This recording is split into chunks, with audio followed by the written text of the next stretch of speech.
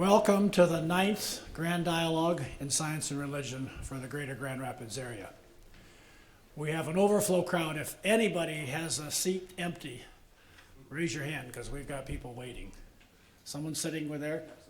Okay. At least there's a jacket there. Not a seat in the house. Okay. Well, we'll stand in room only. Oops. Guess I was leaning on the keyboard. My name is Doug Kinchy. I'm the project manager for Grand Dialogue. That's when I'm not directing the Kaufman Interfaith Institute and professing my mathematics and philosophy at Grand Valley State University. But I got started in this whole dialogue business by looking at the issues of science and religion. So in many ways, this is where it all began for me. Need to speak up a little bit? Okay. So, the Grand Dialogue is an interinstitutional, interdisciplinary, and interfaith exploration. We are seeking positive ways to relate these two great ideas in our society. Our approach is an openness to multiple perspectives.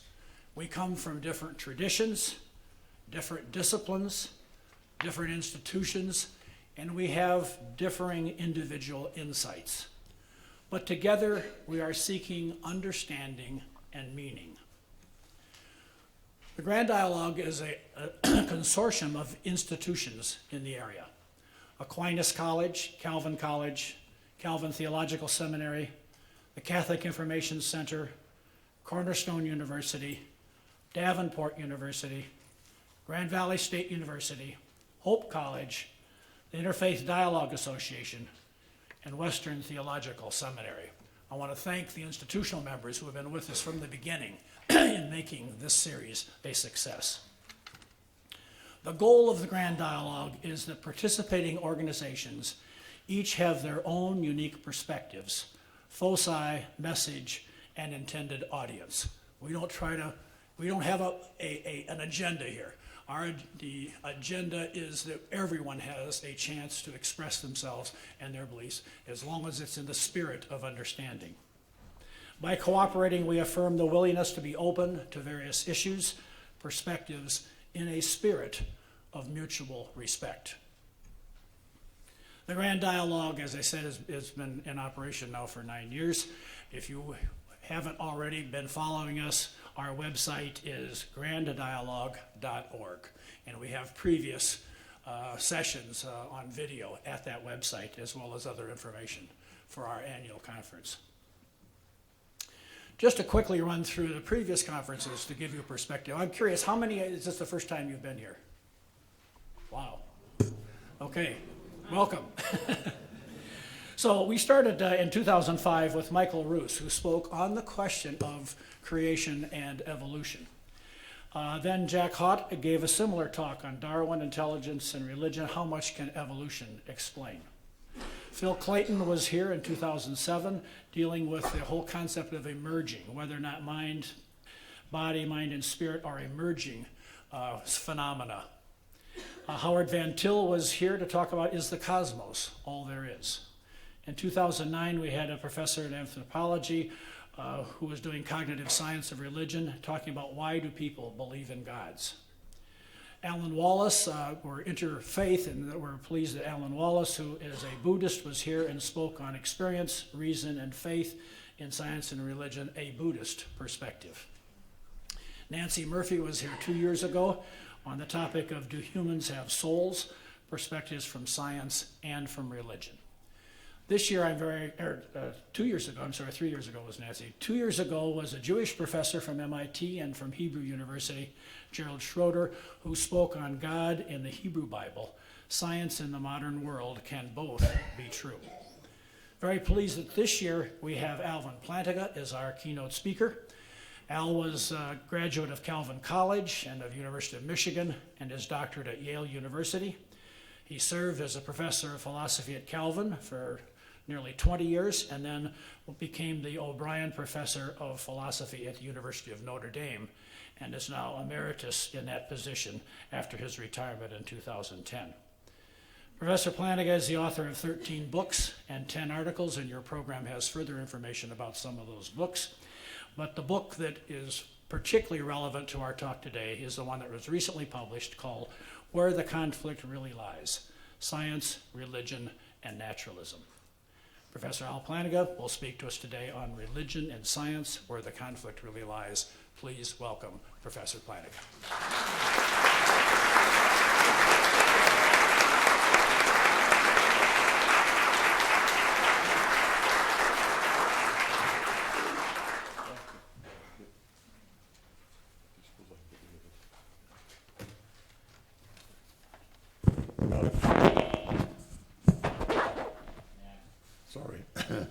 Thanks very much, Doug. Let me say first, it's a pleasure to be here. Let me ask second whether people can hear me. Can't tell how. How do you turn it up? Well, okay, I'll have to lean in, right. So it's a pleasure to be here. I think I've been at previous Grand Valley dialogues of this sort. I may have been at the first one, and I think I was at one, maybe 5 years ago or so, and I'm happy to be here again. I'm a philosopher. In fact, I'm a professional philosopher, and I realize that most of you probably aren't professional philosophers. That's too bad from my point of view, but there it is. We just have to put up with such things, I guess. In each life, some rain must fall, and so on. But then I can see why you're not professional philosophers. I mean, philosophy has a sort of bad name these days, and I think it's deserved. The main reason is that if you are a philosopher, you have to get involved in and think about a lot of really miserable scenarios or states of affairs. So in epistemology, theory of knowledge, you have to think about the brain and vat scenario. You have to imagine yourself captured by aliens from some other planet, some other solar system, maybe one of those other universes they talk about nowadays, brought to their home base where they remove your brain from your skull and keep it artificially alive in a vat of nutrients. And they attach leads to various parts of it, the other end's going to their Apple computers. And then they type in what it is they want you to think and feel. And remember and believe.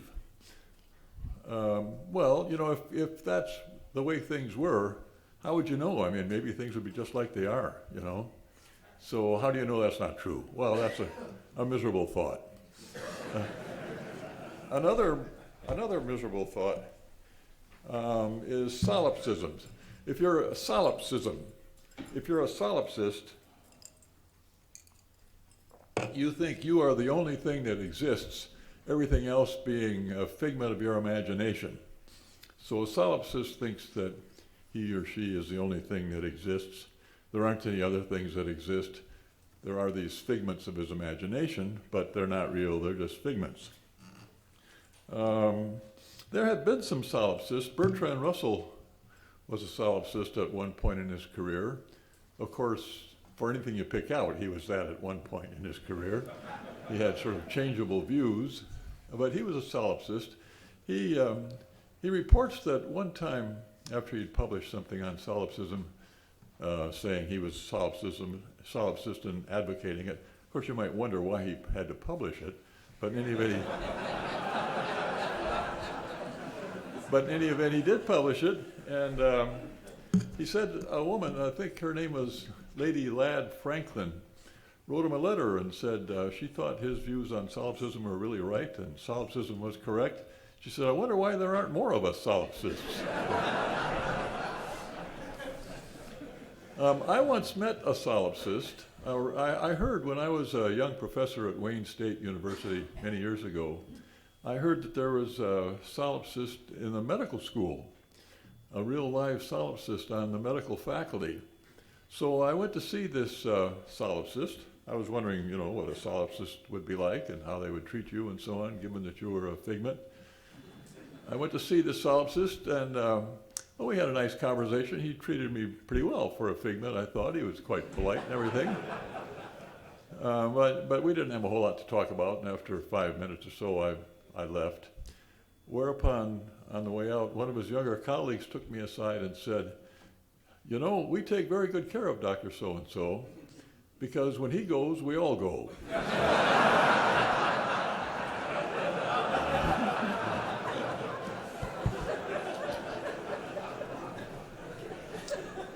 Well, this talk is not about solipsism. It's about science and religion, and I think this is a very important question. The question of possible conflicts between science and religion is important. I would say one of the most important questions for Christians and others to think about nowadays. And there are several different areas where people think, or suggest at any rate, allege that there is conflict.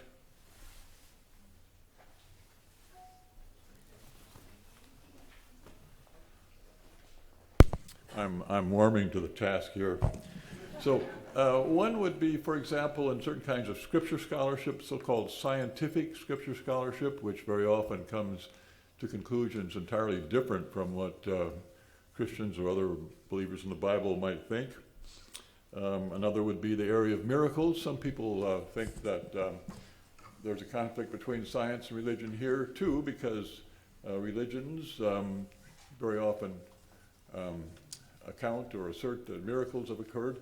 Jesus rising from the dead, Jesus raising Lazarus from the dead, turning water into wine, and so on.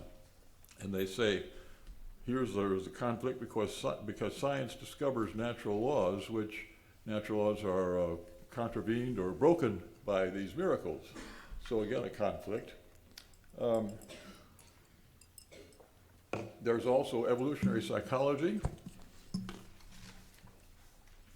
which gives accounts of various human phenomena, such as love and even religion, which accounts are quite at odds with what people who take religion seriously or are themselves religious would accept, and so on. But I want to talk about just one area here. I want to talk about evolution. I want to ask whether there is a conflict here. And what I'll be arguing is the following. Well, maybe you better take a look at the sheet. That might be the easiest way here. So if everybody has a copy of this handout, I hope. So I'll argue first that contemporary evolutionary theory is not incompatible with theistic belief. Contemporary evolutionary theory as the scientific theory of evolution, and I'm thinking of theistic belief as the belief that there is such a person as God, the God of the Abrahamic religions, the God of Christianity, Judaism, and Islam, a being who is a person who has created the world, is all-powerful, all-knowing, wholly good, has created human beings, Jews and Christians add in his image. Muslims, some think so and some don't. So I'm going to argue contemporary evolutionary theory is not incompatible with belief in God taken that way. And second, that the main anti-theistic arguments involving evolution together with other premises also fails. Someone might say, well, there's no incompatibility between religious belief, say Christian belief, and evolution just as such. But if you add some other pretty obvious premises or propositions, then there is a conflict. So Christian belief is in conflict with evolution plus those other pretty obvious premises. I'll argue that those also fail. And then third, I'm going to argue that naturalism, which I take to be the idea that there's no such person as God, no such thing as God, or anything like God. So I take naturalism to be, excuse me, to be stronger than atheism. Naturalism entails atheism, but atheism doesn't entail naturalism. So you could be an atheist without rising to the heights or sinking to the depths of being a naturalist, but you can't be a naturalist without being an atheist. someone like the young Hegel, I take it, was an atheist, but not a naturalist. So naturalism is the thought that there's no such thing as God or anything like God.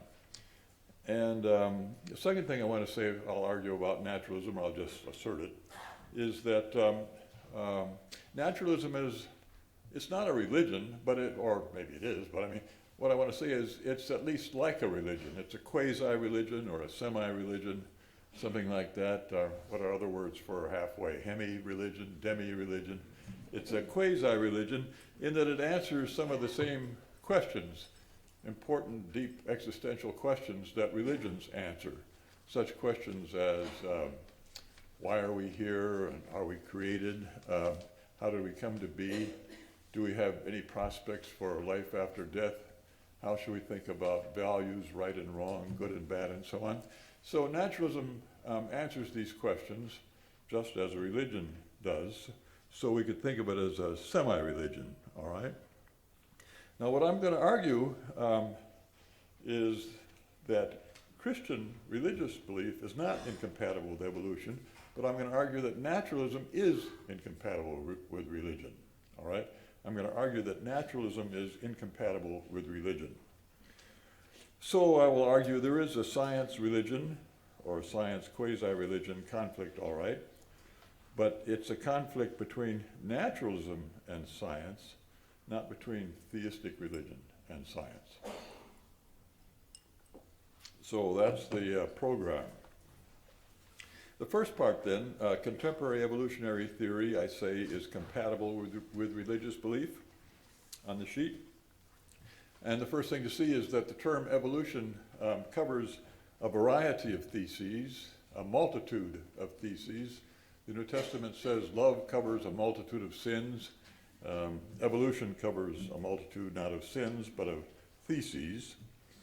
In particular, at least the following four there.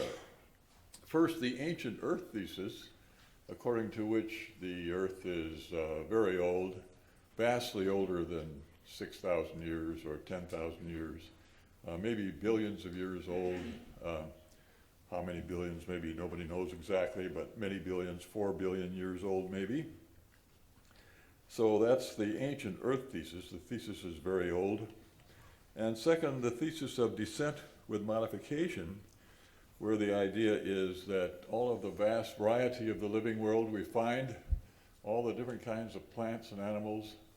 I think there are more than 1,000 species of beetles, for example. I mean, there's a lot of different kinds of things in the world.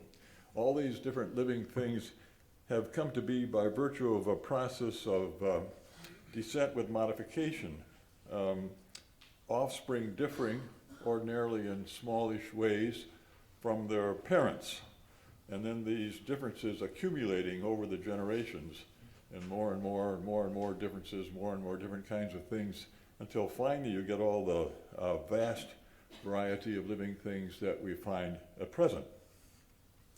And then connected with that would be the common ancestry thesis. Again, these are what I take theses covered by evolution, by that term. The common ancestry thesis, whereby if you pick any two living beings and trace their ancestry back far enough, you'll come upon a common ancestor. So take any two human beings, if you trace their ancestry back far enough, you'll come upon a common ancestor. Take a human being and any other living thing, poison ivy, for example, a given sprig of poison ivy, and trace back far enough, you'll come upon a common ancestor. This is easier to conceive of in the case of some people than of others, but the idea is it's supposed to hold for all of us, all right? The common ancestry thesis. And then the last of the four,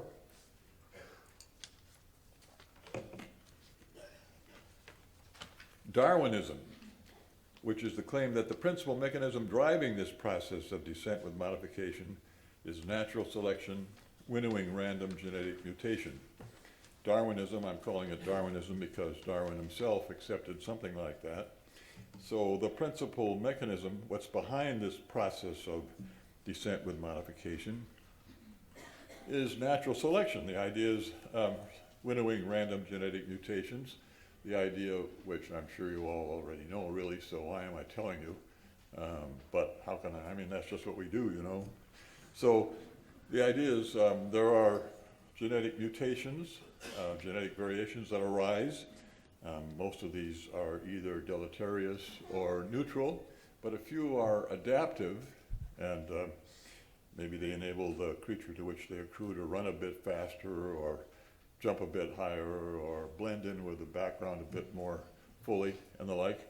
And if those mutations are heritable, they'll spread through the whole population, and then the whole thing will start over again. Of course, actually, there will be many different such processes going on at any given time.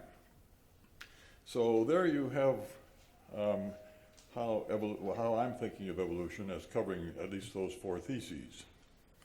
Now, I want to ask whether evolution so conceived of is compatible with theistic religion. And when I think of theistic religions, I'm thinking, as I mentioned earlier, of Judaism and Islam and Christianity. And when I think of Christianity, I'm thinking of what C.S. Lewis calls mere Christianity, something like the intersection of the great Christian creeds, the Apostles' Creed, the Nicene Creed, the Catholic Baltimore Catechism, maybe the Heidelberg Catechism, and so on. The intersection of all these, what they've got in common, roughly speaking, a rough intersection, that would be mere Christianity, all right? Mere Christianity doesn't include, for example, that the earth is only 6,000 years old or 8,000 years old, even though there are some Christians who think that. And it's pretty clear, it seems to me, that the first three theses are compatible with religion so thought of, theistic religion so thought of. Certainly the ancient earth thesis is God could have created the world a very long time ago, including the earth, all right? The thesis of descent with modification, maybe God could have, I don't say he did, but God could have, if he had wanted to, create living beings by virtue of such a process of descent with modification. The same would go for the common ancestry thesis. God could have created the living world by virtue of a process involving common ancestry, okay? But what about Darwinism? That seems to be the one where there's the most probability or likelihood of conflict. Darwinism, the claim that the principal mechanism driving this whole process of descent with modification is natural selection, winnowing random genetic mutation. Is Darwinism incompatible with theistic religion?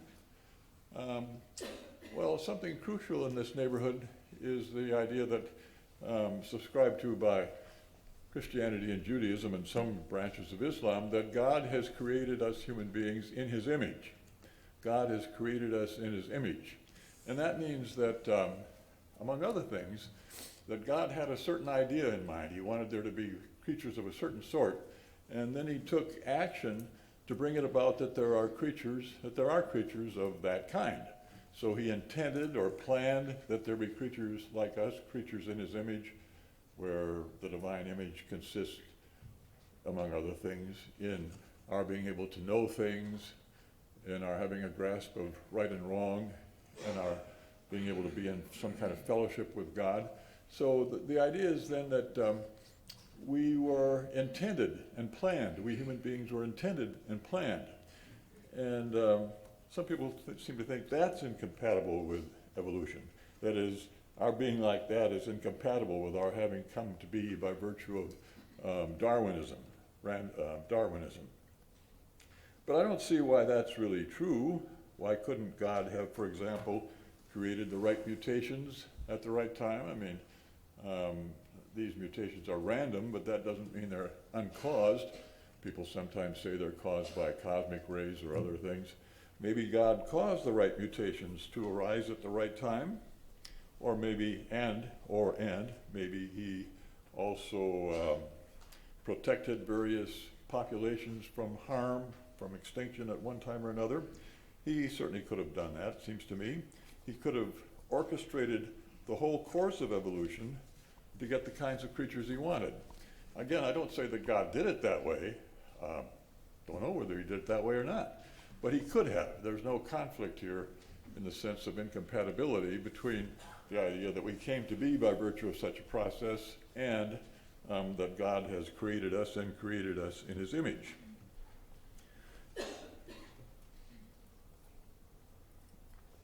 What is not compatible with Christian belief, though, or more generally religious belief, is the claim that we have come to be by virtue of evolution and Darwinism, where these processes are unguided by the hand of God, unguided by anything, any other hand. That's not consistent with Christian belief.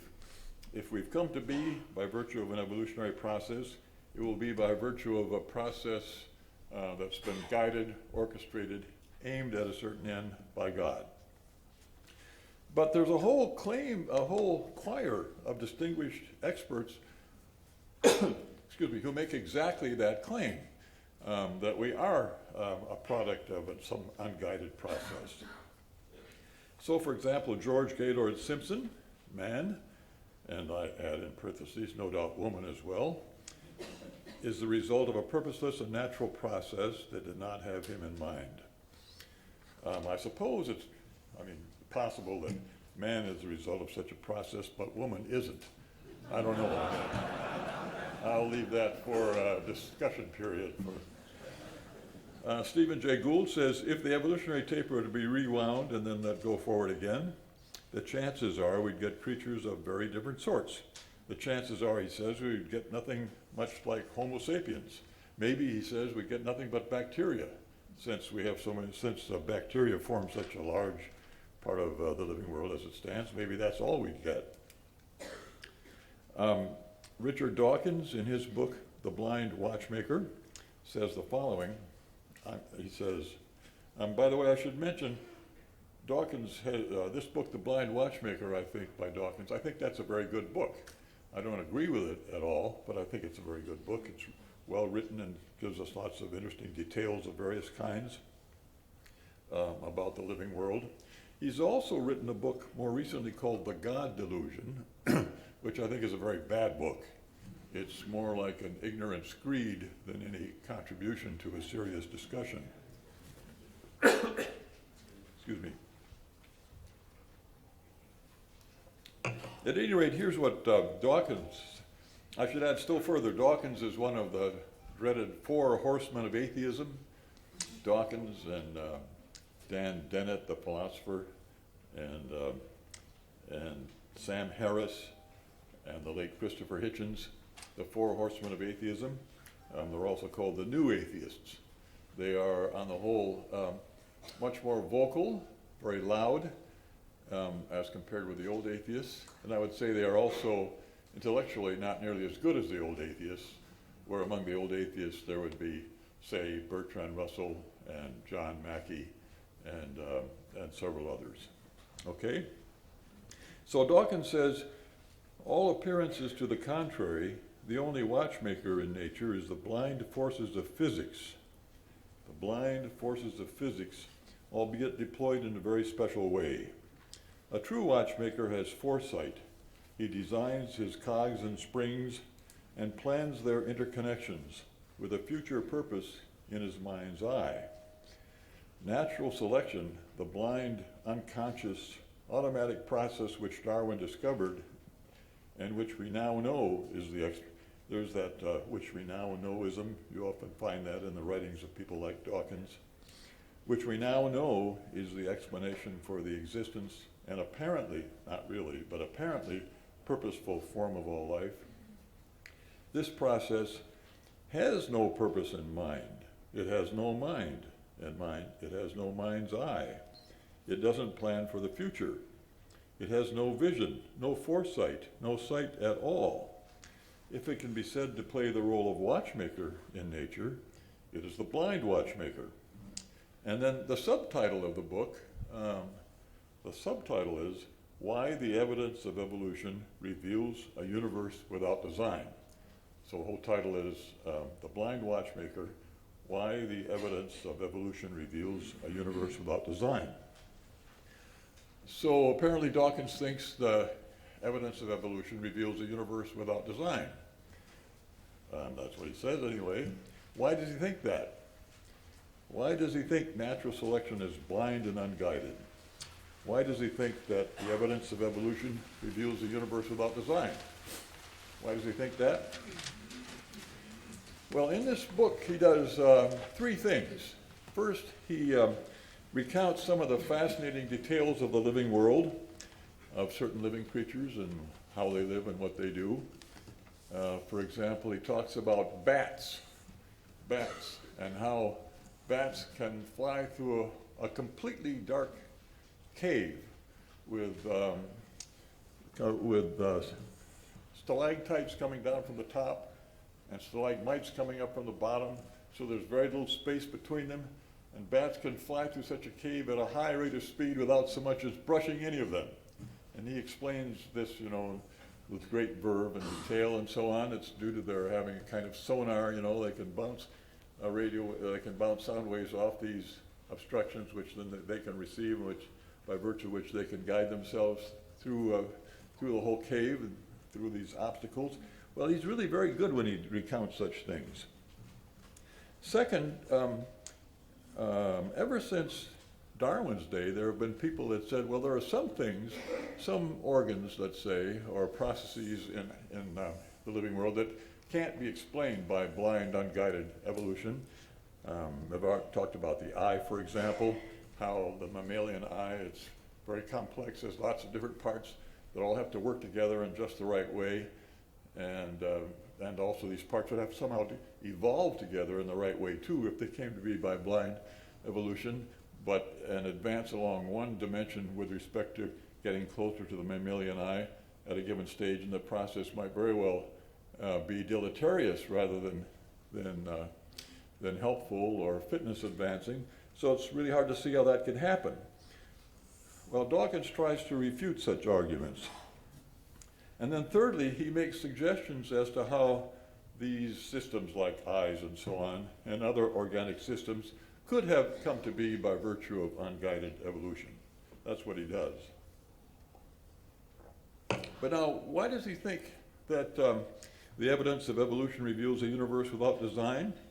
As far as I can make out, the form of his main argument for that conclusion, namely that evolution does that, reveals a universe without design, goes as follows. The premise is this: we know of no irrefutable objections to its being biologically possible that all of life has come to be by way of unguided Darwinian processes. That's the premise. And the conclusion is, therefore, all of life has come to be by way of unguided Darwinian processes. As far as I can make out, that's his argument. Basically, nobody has proved it's impossible, therefore it happened. All right? That's not a very prepossessing form of argument. Imagine I come home one day and tell my wife, President Obama has decided to strike a new medal for philosophy, and I'm going to be the first recipient. And I smile broadly, She says, well, what makes you think that? And I say, nobody's proved it impossible. I think I might have to get out of the house for the rest of the day if I did a thing like that. But that's the form of this argument. Nobody's proved it impossible, therefore it's true, which is a ridiculous form of argument. Nobody's proved it impossible that there are an even number of stars, so there's an even number. Nobody has proved it impossible that there's an odd number of stars, so there's an odd number. This just doesn't get anywhere. So I say Dawkins utterly fails to show that the evidence of evolution reveals a universe without design. Still, the fact that he and other experts assert this subtitle of his, loudly and slowly, as it were, the way in which you talk to a sort of inattentive, recalcitrant 8-year-old, you take him by the shoulders and say, now listen to this. I don't want you to hit your little sister with that toy car again. You loudly and slowly. The fact that he and other experts assert this loudly and slowly can be expected to convince many that the biological theory of evolution is in fact incompatible with the theistic belief that the living world has been designed. Well, you say, what about the suggestion that the relevant genetic mutations are said to be random? So it's natural selection working on random genetic mutations. The thing to note here, first of all, is that the term random is used in many different ways. In mathematics, there are random numbers, which are such that their decimal expansion doesn't ever repeat any patterns, and as I understand it, most numbers are random. The probability of a given number not being random among the real numbers is 0, actually. There are random numbers, and the random is used in various different ways. In this case, how is it used? Well, here we have Ernst Mayr saying, when it is said that mutation or variation is random, the statement simply means that there is no correlation between the production of new genotypes and the adaptational needs of an organism in a given environment. So you might say that mutation or variation is random with respect to the adaptational needs of organisms in the environment. It's random with respect to, it's not correlated with it. There's no correlation, he says. And Elliot Sober, who is perhaps the outstanding philosopher of biology nowadays, and not a believer, not a theist, he says there's no physical mechanism. This is what it means to say that these mutations are random. There's no physical mechanism either inside the organism or outside them that detects which mutations would be beneficial and that causes those mutations to occur. So that's what it is to say that these genetic mutations are random, and it's perfectly compatible with their being random in that sense, that God has caused them, brought them about, and brought about the right ones at the right time. The point is that a mutation accruing to an organism is random, just if neither the organism nor its environment contains a mechanism or process or organ that causes adaptive mutations to occur, which detects which ones would be adaptive and then causes them. But clearly a mutation could be both random in that sense and also intended and caused by God. So the claim that evolution demonstrates that human beings and other living creatures have not, contrary to appearances, been designed, that's not a part or a consequence of the scientific theory of evolution as such. It's rather what you might say call a metaphysical or a theological add-on. Naturalists of various kinds want to co-opt evolution, the theory of evolution into the service of naturalism, and they therefore, when they talk about evolution, they think of it as the scientific theory of evolution plus some kind of metaphysical or theological add-on, the part about how evolution is unguided. All right? Now, as polls reveal, most Americans have grave doubts about the truth of evolution. Many Christians are concerned about the teaching of evolution in the public schools, and they want something added as a corrective. They want something else added. Maybe they would like intelligent design added as a corrective, or they want evolution taught as a mere theory rather than as the sober truth, or they want objections to it to be taught along with the teaching of evolution itself. Why is it that most Americans, or many Americans, maybe it's not most, maybe it's like 60%, I'm sorry, 40%. Why is it that so many Americans have grave doubts about the truth of evolution? Well, there's various possibilities, but here's one reason. If we are regularly told by the experts, Dawkins and Dennett, Ayala, Gould, and others, that current evolutionary theory asserts or implies that the living world is not designed and that the evolutionary process is unguided. We are regularly told this. For example, the National Association of Biology Teachers, until just 10 years ago, officially described evolution on their website as, quote, an unsupervised, impersonal, unpredictable, and natural process. The experts regularly tell us this, and if they do regularly tell us this, it's no wonder that many people believe them. They are experts after all.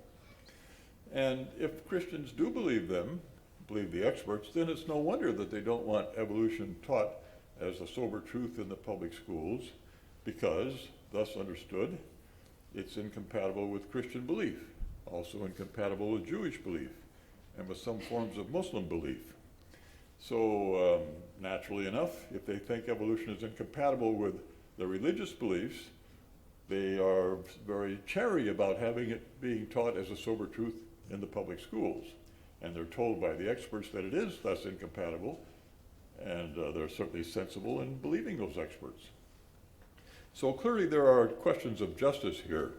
Would it be just to teach in public schools positions that go contrary to the religious beliefs of most of those who pay for those schools? Well, that's a topic for another lecture. Now I'm going to skip the next part, part 2, and go on to part 3 in the interest of saving time.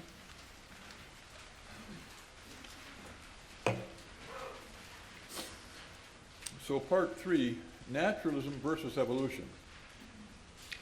You remember I said naturalism is the idea that there's no such person or thing as God or anything like God, all right? What I want to argue is that naturalism and evolution don't fit together well at all. Christianity, theism, and evolution don't conflict with each other, but I want to argue that naturalism and evolution do conflict. And I want to use the letter N as an abbreviation for naturalism, really for the thought that naturalism is true. And I want to use the letter E as an abbreviation for the thought that we have all come to be by virtue of the processes explained and detailed in current scientific evolutionary theory. And I want to use R as a proposition that our cognitive faculties are reliable. And when I speak of cognitive faculties, I mean such things as, for example, memory. I remember where I was this morning, what I had for breakfast. I remember where I was yesterday. Memory is a cognitive faculty. It's a faculty by virtue of which we can know things about our past. Perception is another one. Perception, for example, I see lots of people in front of me. I see that I'm in an auditorium. I can hear on various occasions a train coming by or something. So perception is also a cognitive faculty whereby we can know things about our environment, or even things a long ways away. For example, I can see that there are many stars, let's say. So perception and memory are cognitive faculties. Another cognitive faculty would be what you could call logical intuition. You can see just by thinking about it, just by understanding it, that if all men are mortal and Socrates is a man, then Socrates is mortal, right? I mean, I hope you can all see that. I used to teach logic classes many years ago, and occasionally I would have students who couldn't see that, which made it pretty hard as far as the logic class goes.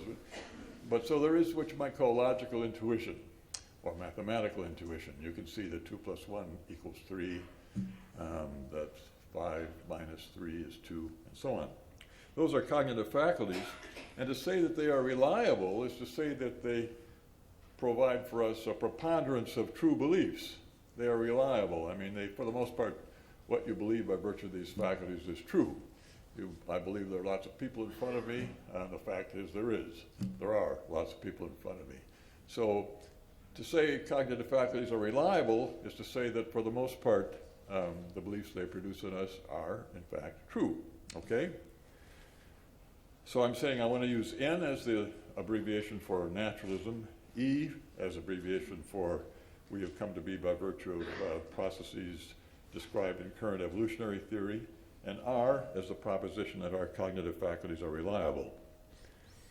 Okay, now in this argument, so I'm going to give an argument for the conclusion that naturalism and evolution don't fit together.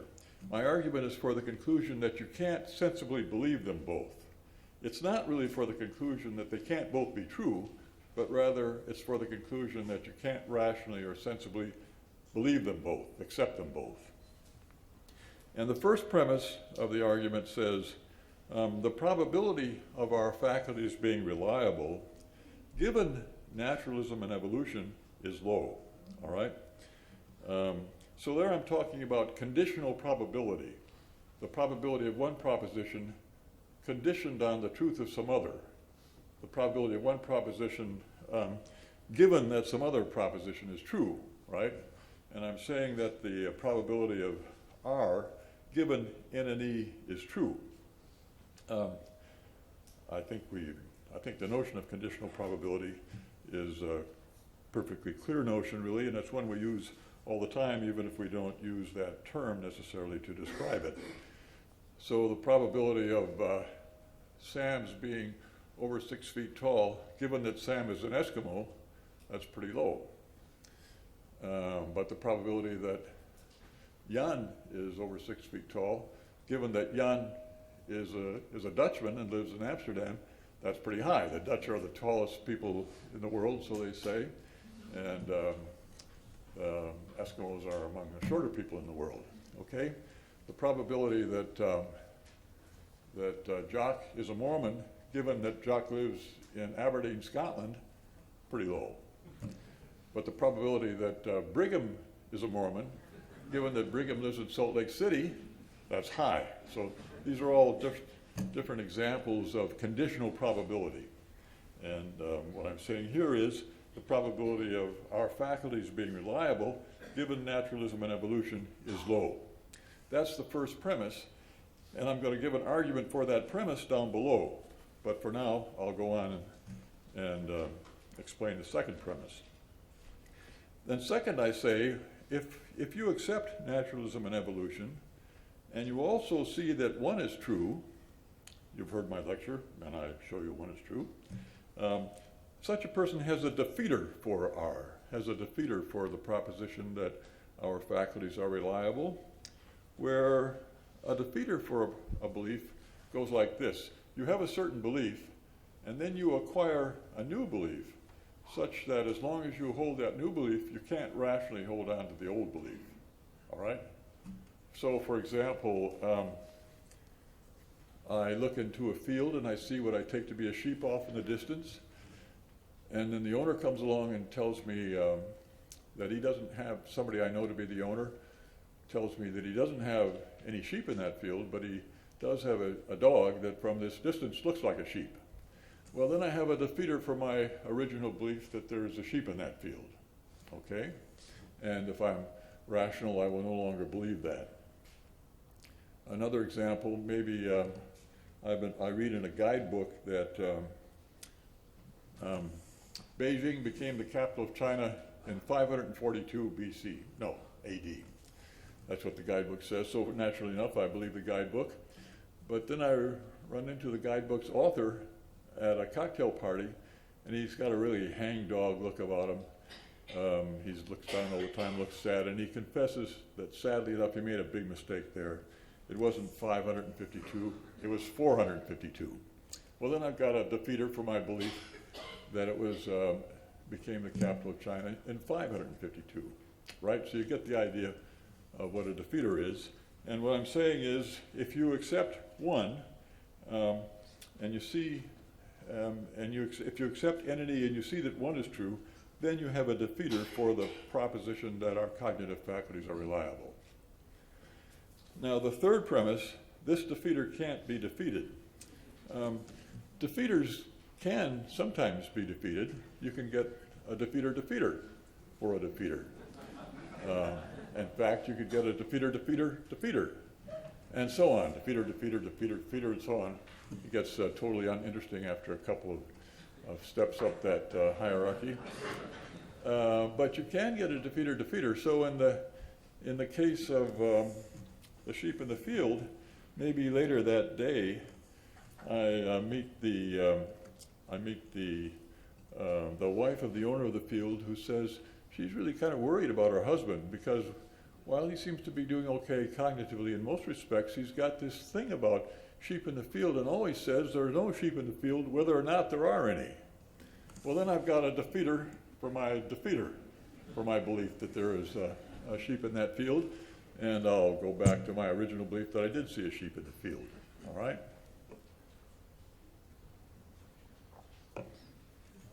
Now, premise 3 says, this defeater, the one that someone who accepts entity and sees that one is true gets for R, that one can't be defeated.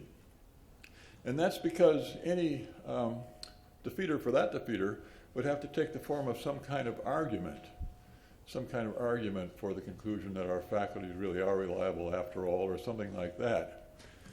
But any kind of argument for that conclusion would already presuppose that our cognitive faculties are reliable. I mean, you're relying on any such argument, you're giving yourself such an argument, would be a matter of your taking it for granted that your faculties are reliable.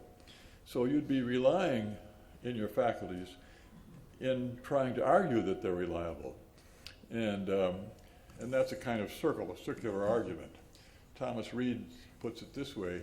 He says, if you're wondering whether a given person is honest, and by that he means tells the truth, it won't help a lot to ask him.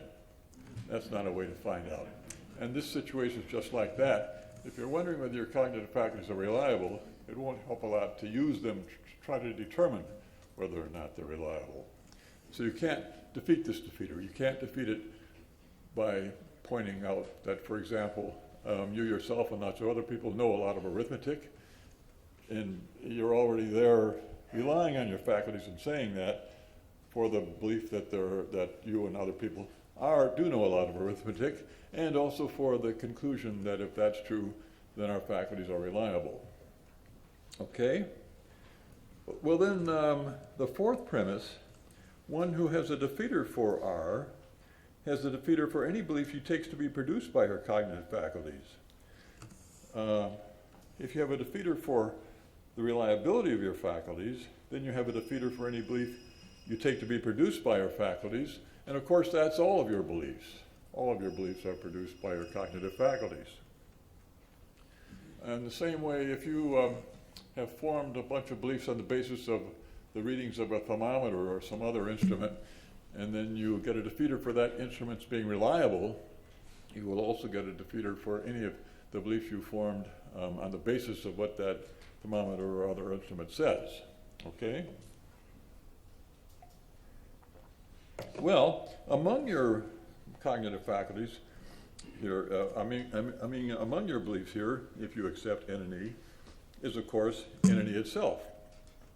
You therefore get a defeater for it, since you get a defeater for any belief produced by your cognitive faculties. Therefore, the conclusion of the argument, naturalism and evolution, that conjunction, that pair of propositions taken together, is self-defeating. It provides a defeater for itself.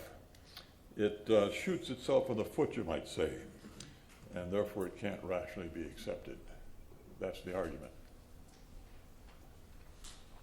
Now, in the little time remaining here, what I want to do is give an argument for that first premise, the probability that R given N and E is low, all right?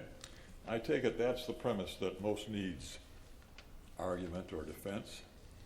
So, first of all, I'm going to take naturalism to include materialism about human beings, all right? So if you're a naturalist, I say, you will also be a materialist about human beings. You will think human beings are material objects all the way through.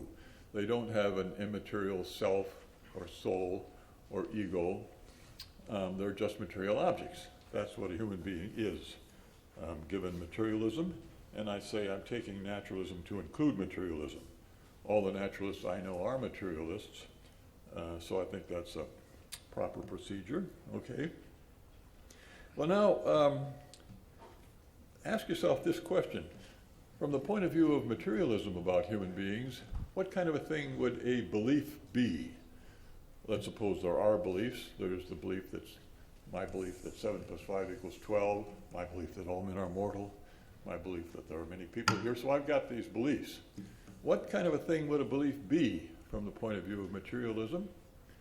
Well, about the only real possibility that one can think of is that a belief would have to be some kind of neurological structure, some structure of neurons in your brain, or maybe possibly in some other part of your nervous system.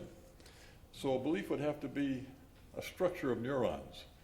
If I had a blackboard, I could draw you a picture of a belief. It would have just a bunch of neurons, connected together in various ways.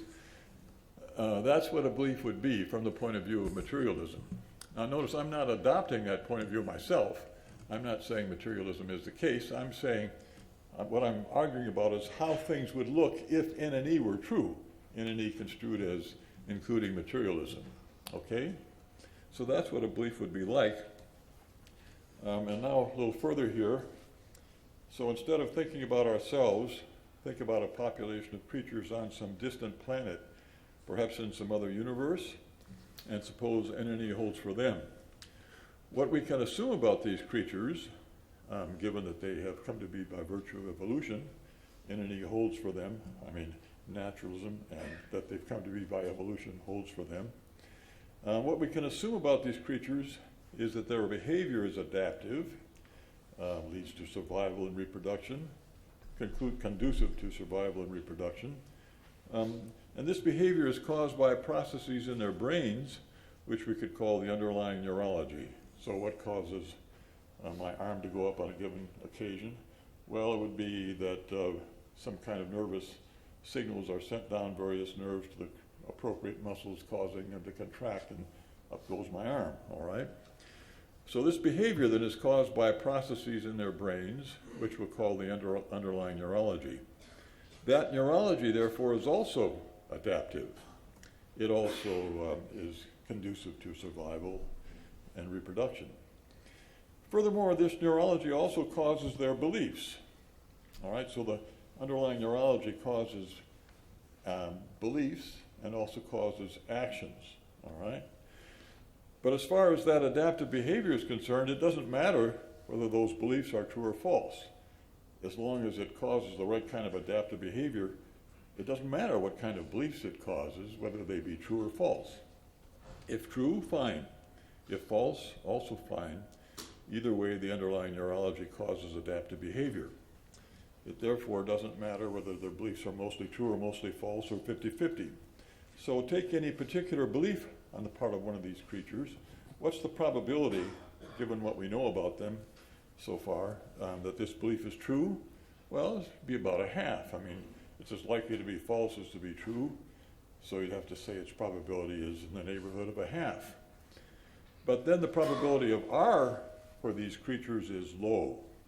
So if you have, say, 100 independent beliefs, and the probability with respect to each of them that it's true is a half, then the probability of, say, that 2/3 of them are true, or 3/4, that'll be very low. That'll be less than 1%, all right?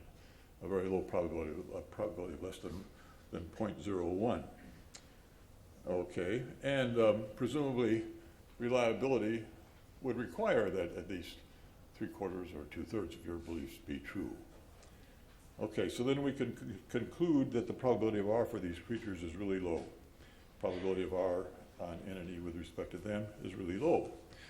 But of course the same would go for us if N and E is true for us. All right? I want to argue for that now in a slightly different way. So a belief, I say, given the point of view of materialism, would be some kind of congeries of neurons, would be a structure containing neurons interconnected in various ways with input from other structures and output, maybe to muscles and so on. It would be like that. And such a belief then would have two kinds of properties. On the one hand, it would have neurophysiological properties, properties that detail how many neurons there are in this particular belief, and how they're related to each other, and what the response to a change in the rate of fire in one part is in some other part, and how the structure responds to input, responds in terms of change of frequency of various parts of it to input from other such structures and the like. Neurophysiological properties, all right? But if it's a belief, then it's also got a property of a very different kind. It has to have a content property. If it's a belief, there is some proposition which is its content. So, for example, the belief all men are mortal, my belief that all men are mortal has as its content the proposition that all men are mortal, right? So beliefs have to have a content property as well as neurophysiological properties. Well, now, we can imagine that beliefs cause actions. Beliefs enter into the causal chain that leads to action. I believe, for example, that maybe I want a beer and I believe there's one in my refrigerator. So that belief is a part cause of my getting up out of my armchair and lumbering over to the refrigerator and so on, opening it and getting the beer out, etc. So beliefs can cause behavior, part cause. Maybe the behavior is also caused by desire, but belief partly causes behavior. But now the point is that when a belief causes behavior, it's by virtue of its neurophysiological properties, not by virtue of its content. So it's again, we're talking about naturalism, assuming naturalism and evolution is true. It's by virtue of its neurophysiological properties that a belief causes me to get up out of my armchair and go over to the refrigerator. Some neurons are firing in this belief, and somehow a signal gets sent then down various nervous chains of neurons to the right muscles, and I get out of my chair. These muscles contract, and I get out of my chair. It's by virtue of those neurophysiological properties, what those are with respect to that belief, that it causes whatever it does. It's not by virtue of its content. If it had the same neurophysiological properties, but a totally different content, it would still cause the same behavior. So it's by virtue of neurophysiological properties and not by virtue of content that it causes what it does. But that means that evolution can't get a look at, you might say. Evolution is blind to content.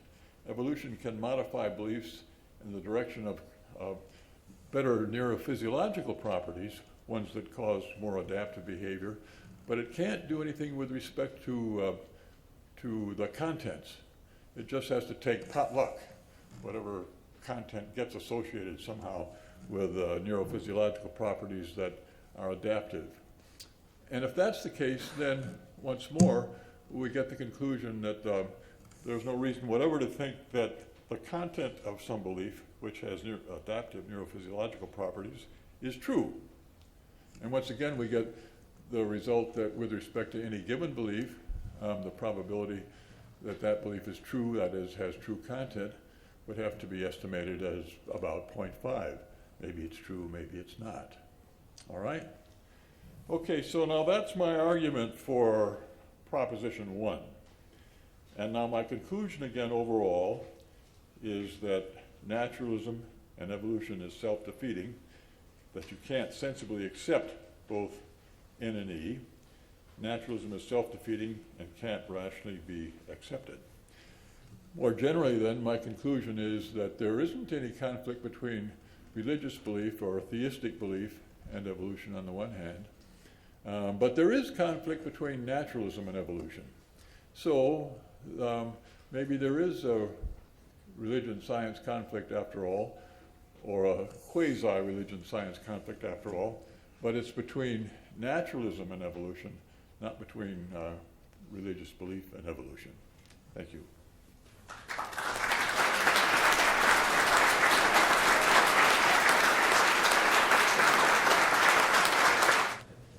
Thank you very much, Professor Plantinga. And at this point, we're going to have two responses to his talk. First will be Dr. Michael Lombardo, Professor of Biology at Grand Valley State University, who's going to speak on naturalism, the way we do science. And following that will be Dr. Deborah Harzma, who is former professor of physics at Calvin College and is now the president of BioLogos. So I'll ask them to, one after the other, to give their presentations, and then we'll open the floor to questions and answers for all three of the presenters. Michael?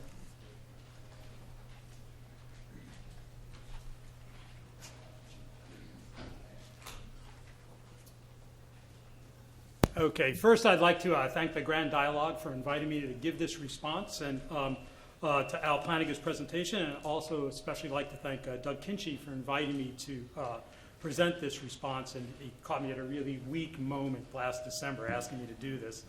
And I'd also like to thank Kelly Clark and other members of the Science and Religion Discussion Group at Grand Valley for some very enlightening discussions on these topics. And today I'm faced with a real challenge. As you heard earlier, Al Plantinga is one of America's most respected philosophers and arguably the world's leading philosopher of religion. He's written books and papers. Philosophy students have written Ph.D. dissertations about his ideas. And most of you have probably heard of him and knew of his writings before you decided to attend today's conference. On the other hand, unless you know me personally, you've probably never heard of me before. Therefore, what possible standing could I have on these issues relative to Al Plantinga in your minds? But I'm a working scientist, not a philosopher or a theologian, nor a philosopher or religion. So my approach to asking questions about nature is very different from Al Plantinga's. However, as an evolutionary biologist, I'm philosophically committed to using naturalism to understand nature. It is my methodology for doing science. So today, I'm not going to try to engage in a debate with Al or the other respondent. I'm not trained in philosophy. I'm not trained in theology. I'm not trained in argumentation. So they would just tie me in knots with their clever arguments and make me look silly. However, what I'll try to do is convince you that clever arguments notwithstanding, that the currency that determines successful science is how well theory explains observable data, and that naturalism explains the data, that is our observations, better than any alternative that's been presented to date. In 2002, philosophers got together and published a collection of essays challenging Plantinga's evolutionary argument against naturalism. And other philosophers and others with a dog in this fight, including evolutionary biologists and cognitive scientists, have published as challenges to Plantinga's ideas. And I'm not going to review those challenges. Al has heard them all before and provided responses to them. Indeed, I'm not interested in parsing apart arguments that are difficult for non-philosophers to understand about arguments that are difficult for non-philosophers to understand. In contrast, I'm interested in demonstrating to you the value of naturalism as a superior way to do science. So my response is made of two complementary parts. And you have to forgive me for reading this because I want to make sure I get this in time instead of going on for an hour. In part one, I will demonstrate to you that the superiority of naturalism is the superior way to do science. While there may be methodologies that are superior to naturalism, we haven't discovered them yet. So how do we define naturalism? Well, Al defines naturalism as the thought that there is no such person as God or anything like God. The Oxford English Dictionary defines it as the idea or belief that only natural, as opposed to supernatural or spiritual laws and forces operate in the world, and sometimes or occasionally it can mean the belief that nothing exists beyond the natural world. But there are a variety of ways that we can do science. And one of those is methodological naturalism, and this is the philosophy that I use. And this is the scientific method whereby one seeks only natural explanations, that is, not supernatural explanations, for natural phenomena. And methodological naturalism, as you all know, is agnostic to the role of the supernatural in causing natural phenomena. Similar, but different in an important way, is ontological naturalism. This begins with the premise that there is nothing except for the material universe. And so they argue, or the method they use, is that they seek only natural explanations for natural phenomena, but they start with a different premise than methodological naturalists. And then last, for the want of a better term, we can call it theistic evolution or theistic views to trying to understand nature. And this could be the proposition that God guides the biological process of evolution. Note that the practitioners of ontological naturalism and theistic evolution both rely on faith. The practitioners of ontological naturalism rely on faith that the material universe is all that there is. The practitioners of theistic evolution, or any science that proposes a supernatural cause for natural phenomena, rely on faith that the supernatural exists. So what determines the success of a particular way of studying nature? As I stated in my introduction, it's that the observable data are revealed by the methodology, thereby producing increased knowledge and understanding. For example, here's a list of some of the advances in knowledge and understanding of biology that resulted from using naturalism, whether it's methodological naturalism or ontological naturalism. They're both the same method, but they have to start with different premises. Resulted from naturalism as a way to do science. And a physicist could easily compile a similar list. Now, so please note that some of these advances, such as the germ theory of disease, the discovery of antibiotics, the development of vaccines, and medical advances too numerous to mention, have produced a dramatic, direct, positive effect on the lives of billions of people. By way of contrast, here are all the advances in knowledge and understanding of biology that have resulted from using theism to do science.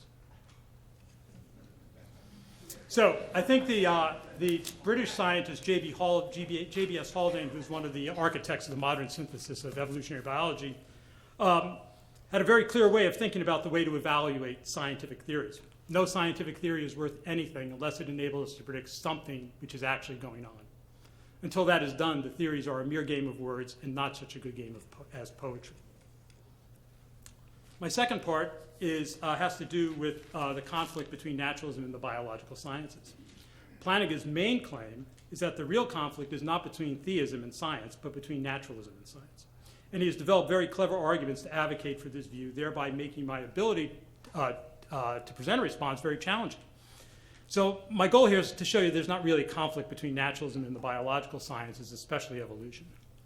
So Al spent a good bit of time talking about his argument, and so it's taking naturalism to include materialism with respect to human beings. He argues that it's improbable, given naturalism and evolution, that our cognitive faculties are reliable. So if evolution and naturalism are true, then our cognitive faculties are unreliable. The American evolutionary biologist George C. Williams wrote some of the clearest expositions of Darwin's theory of evolution by natural selection, and I recommend to anybody his 1966 book, Adaptation and Natural Selection, if you're interested in learning how natural selection actually works and its implications for understanding the natural world and human nature. In a 1985 paper, he argued that if all organisms have been subjected to a long history of natural selection, we expect them to have some properties and not others. Observations then will reveal whether they do or do not have the predicted properties. So he presents us with a scientific way to test theory. What predictions does the theory make? And are our observations consistent with the theory, or do they falsify them? But before we go on, we have to make an important and a necessary distinction between what an adaptation is and what is adaptive. An adaptation is a trait that results from natural selection for its current function. It's heritable, it's functional, and it's adaptive. And the spread of an adaptation through a population may take many, many generations. In fact, the idea of an adaptation is, as George Williams said, is an onerous concept, because it's sometimes difficult for us to identify what the actual adaptation is.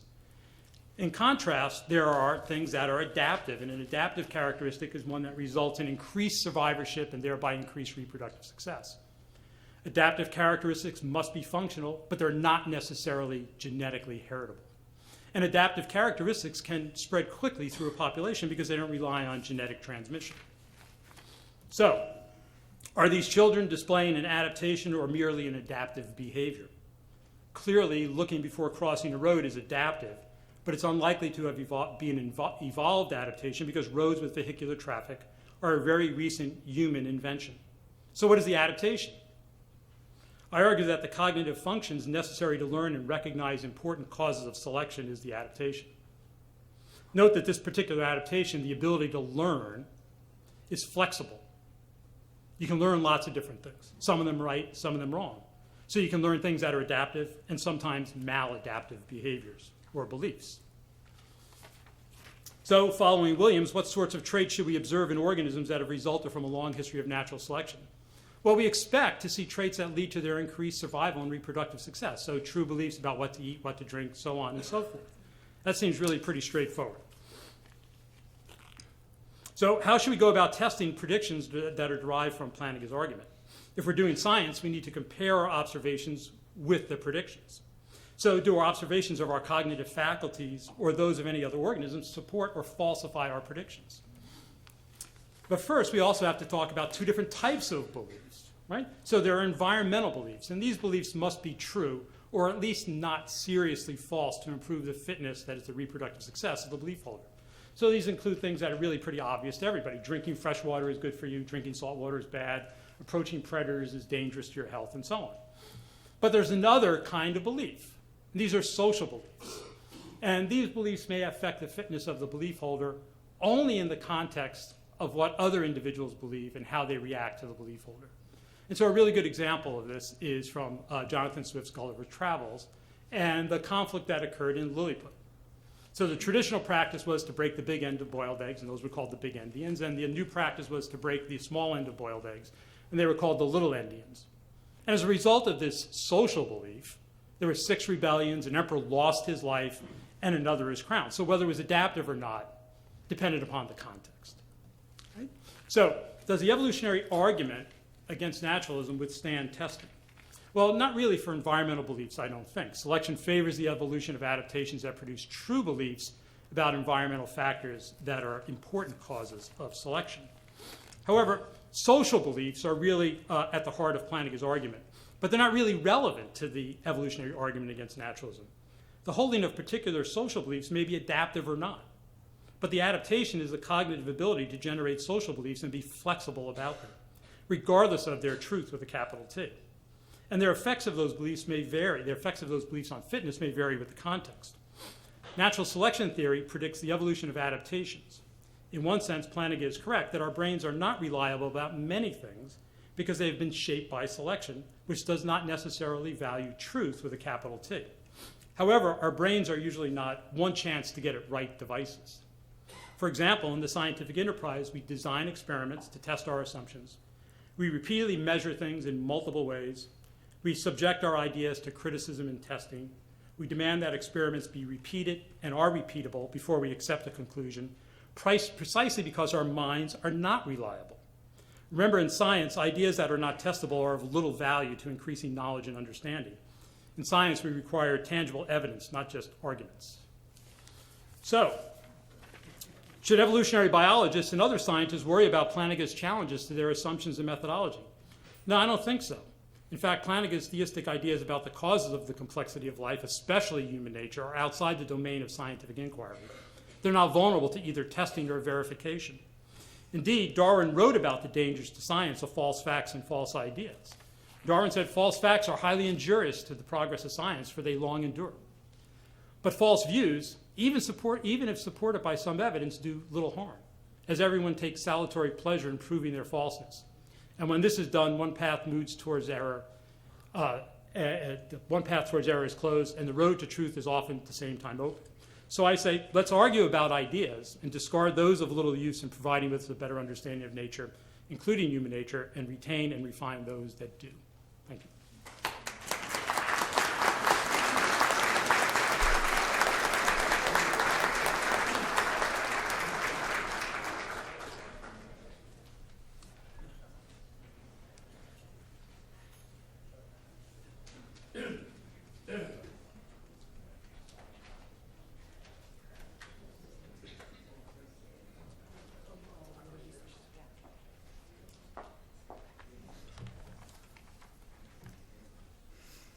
Well, good morning, everyone.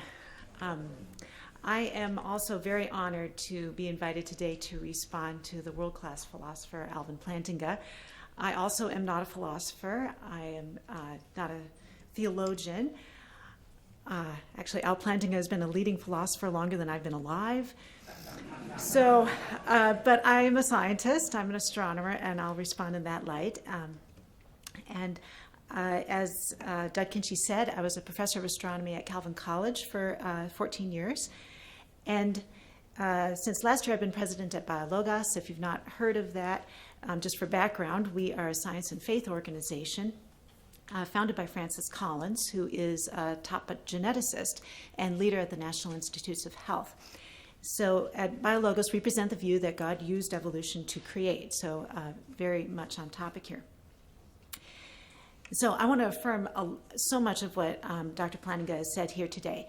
His rebuttal of Dawkins and Dennett and other atheist arguments is just spot on. And there are so many poorly framed arguments going on in the public square, nasty polemics flying around, and so his careful, reasoned voice is so refreshing and so important if we're going to have a public conversation about these ideas.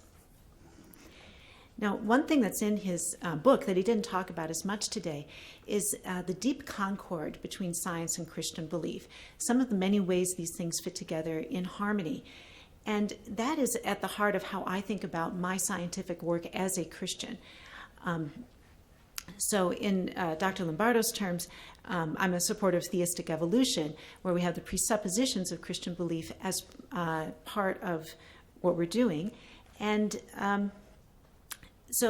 but I would disagree with Dr. Lombardo when he says that theistic evolution or theism never produced any true science. If you look back on the history of science, You see scientists like in my own area of physics and astronomy, Kepler and Boyle and Faraday, who were devout Christian believers and saw their scientific work as a direct outgrowth of that.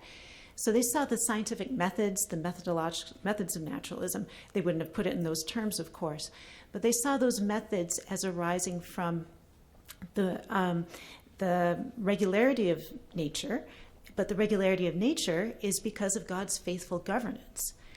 And it's worth studying the natural world because it is God's creation, and we're learning things about God from looking at his world. And these were top scientists who made top discoveries. So these methods of naturalism, as we call them now, can arise totally out of Christian belief. And so I don't even like using that term, methodological naturalism, personally, because for me, it's just doing science as a Christian. I also want to say that for me, doing science has enhanced my faith as well. It comes the other direction. So when I see the beauty of the natural world, I see God's glory. And when I learn about fascinating processes in physics, I see God's creativity. Just the discovery of thousands of planets out there that's come around in these last few years. Thousands of planets around other stars. That speaks of the abundance of God's creation. So that's a few thoughts about the deep harmony between science and Christian belief. Now, there are conflicts, though, and as Dr. Plantinga has described here and in his book, some of those conflicts that are talked about a lot really do fade away or disappear entirely when you consider them carefully and with the tools of philosophy and theology. But conflict continues to loom large in our culture, and why is that? Well, here's a little plug for my breakout session. I'm going to talk about some of the recent surveys that have been done that get at public opinion, the opinion of scientists and believers and the general public about evolution, and some of the recent work is getting at it in a lot more detail and is helpful. But many people do see a conflict at a deep level. They see it as more than superficial conflict, more than just apparent conflict, but they see real conflict. For instance, Christians who believe that the young earth interpretation of Genesis is the right one and essential for the authority of the Bible, that view is in direct conflict with the evidence of the billions of years history of the universe. Now, as Al said, that's not a core belief of Christianity. That's not mere Christianity. And there are other faithful interpretations of Genesis that can be consistent and do not contradict with what God has revealed in the natural world. So I believe that we can hold to the authority of the Bible and look for the truths in God's creation at the same time, and that these things will fit together. Evolution does bring some challenges to theology, and some of the breakout sessions are going to talk about those issues. But I agree that the main conflict going on here is not between Christian belief and science, but between Christian belief and all of these naturalistic, atheistic overtones that get added onto it. Now, just a few more words, though, about this word guided. So in Plantinga's work, he's contrasting unguided evolution, where it has all these naturalism overtones to it, and guided evolution, where God is guiding the process. And now within guided, I want to make some distinctions there.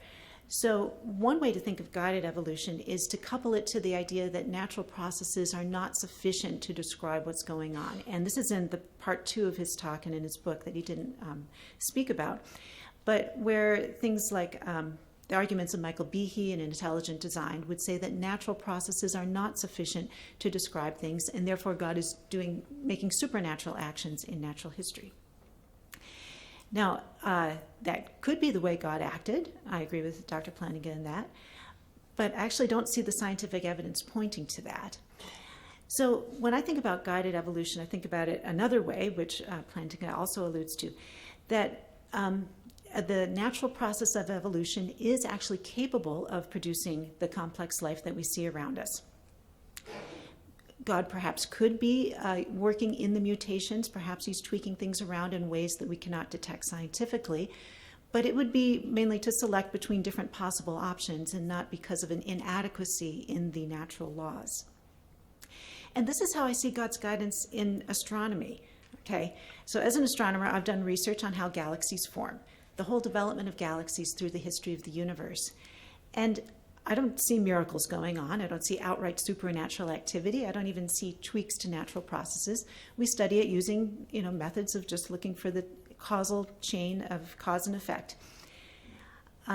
But as a Christian, I do see that as guided in this way, in several ways, in the sense that God created the initial conditions of the universe, that God created the matter and space, time and energy, and that God continually upholds these. So these are Christian beliefs I bring to it that are not in conflict with the astronomical science, but give it that broader perspective in my thinking.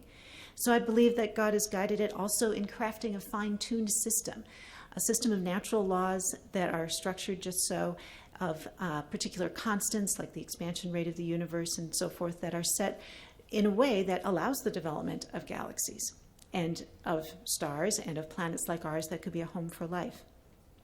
God is continually upholding all of those laws. And God does all of this in an intentional fashion. God's purpose is to bring about a structure and complexity in the universe and bring about life forms to relate to him. So it can be personal and purposeful and intentional and still be following the natural chain of cause and effect. I think there's some of the issue here is the way people use that word guided. So the word random, as has already been said, can be used to talk about simple scientific unpredictability. Or in our casual speech, we will say, oh, that's so random, or, oh, it's random, that can't be God. If God was at work, it wouldn't be random. And they were using it in this more philosophical worldview kind of sense, ontological sense of randomness. And I think guided can be used in both ways, too. When the school teacher's statement that's quoted there says that it's impersonal, and they put that right beside unpredictable and natural. And I would draw distinctions there, saying, well, it could be very personal, and God could be guiding it, but it could also be unpredictable and natural. So distinguishing between those senses of the word, I think, would be useful for this conversation. On part 3, the deep conflict between science and naturalism, it's a fascinating argument. I am not enough of a biologist or an evolutionary psychologist to really comment on this one. I honestly don't know. I do think, though, that God could have used natural processes to give us our mental capacities and ability to learn, or God could be tweaking in the mutations and doing something supernatural to give us those properties. I don't see this as a defeater for Christian belief. So just a few comments to close. Here at Grand Dialogue, we have a lot of different faiths in the room, but I think we have a consensus that we are respectful of each other and also see it to be interesting to consider how spirituality and science could fit together. And maybe we share a disappointment and even grief that there are a lot of students out there who do not see that science and belief can fit together. And we hear from them a lot, and in our work at BioLogos, people will write to us and have a lot of concerns about these questions. So for instance, we heard from Natasha, who's a graduate student in biology, and she had grown up as an agnostic, but was starting to consider spiritual questions, starting to consider Christianity, and had pretty much decided to go that route. But then she was thinking about, what am I going to do? Christianity says that you can't accept evolution, and here I am, an evolutionary biologist. I can't be a Christian. And then she started reading more and learning more, and she saw examples of scientists who were Christians, like Francis Collins, and heard arguments like Alvin Plantinga's that Christianity's conflict is not with science, but with naturalism and other atheistic worldviews. And because she discovered that deep concord, the way it can fit together, her faith took root and flourished, and her scientific career flourished. So I'm pleased that for her she found that harmony between science and biblical faith. So I want to thank you, Dr. Plantinga, for the important philosophical work you've done throughout your career. I believe it has changed lives. Thank you.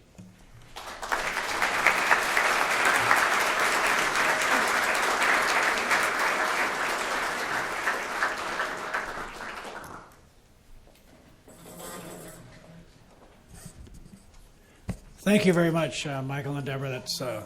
I think you've set the stage for some very interesting discussion, and now we open it up for you for questions and answers. Please make it clear to whom you're addressing the question, And also, please make it a question. We've heard 3 very challenging and important talks. We don't need another one. So if you have a question, I invite you to come to the mic. You can line up on either aisle here, and I will call on you for the question. So please take your place.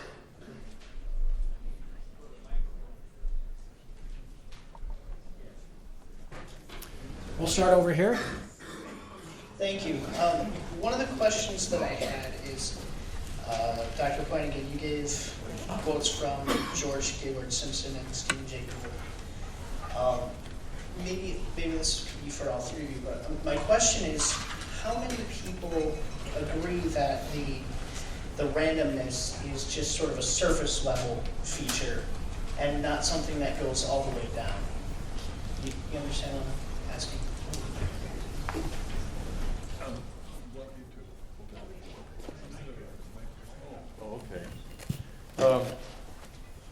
Well, I'm just following what the important biologists and philosophers of biology say about that. So Ernst Mayr says it's a matter of there being no correlation between, to say they're random, no correlation between them and the adaptive needs of the organisms in the neighborhood. So, I mean, I guess he speaks with authority. I guess he's probably right. And other philosophers of biology also say similar things. I guess, who am I to disagree? As far as I know, they're right. Okay, but there does seem to be a general consensus that among biologists that it's just something that sort of shows up and something we can't guess based on predictability or something, but not that it's something that goes all the way back, all the way down to the basic levels of naturalism. Right, I'm not quite, sorry? I don't understand the last part of the statement, so I'm not going to respond. I'm not quite sure I understand what you're saying when you say it does or doesn't go all the way down. I suppose one thing somebody might think, a way in which it might go all the way down would be if randomness and with respect to mutations arose out of quantum phenomena of one kind or another. I don't know whether biologists think that for the most part or not.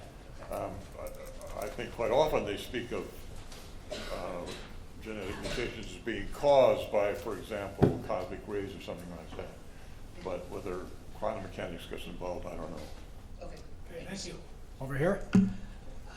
This is more a comment than a question, but there might be a question in here someplace, so careful. I think there is, can answer it. The other day, I looked up evolution in the adult catechism, Catholic Catechism for Adults. And I was frankly somewhat surprised to see that their position in the catechism was, I think, very similar to the one of Professor Plantinga's, that being that it is certainly acceptable to believe in evolution, but that it must be a guided evolution. It goes outside of Catholicism if you get to the point where you take God totally out of the picture. And so, I think that certainly, to me, represents a quantum leap forward as far as how Christianity used to view, evolution maybe 100 years ago. And so I believe that is kind of a tribute to people like Professor Plantinga, who I think helped facilitate that change. Thank you for your comment. Over here. First, I want to say thank you to all 3 of you for being here today. It's been a pleasure hearing you guys. My question is for Dr. Plantinga. My question is, does theistic evolution have any major implications on the Christian problem of evil? The reason why I ask this is because theistic evolution, specifically in reference to the Darwinism aspect of biological mutations and changes, that requires a God who controls genetic mutations.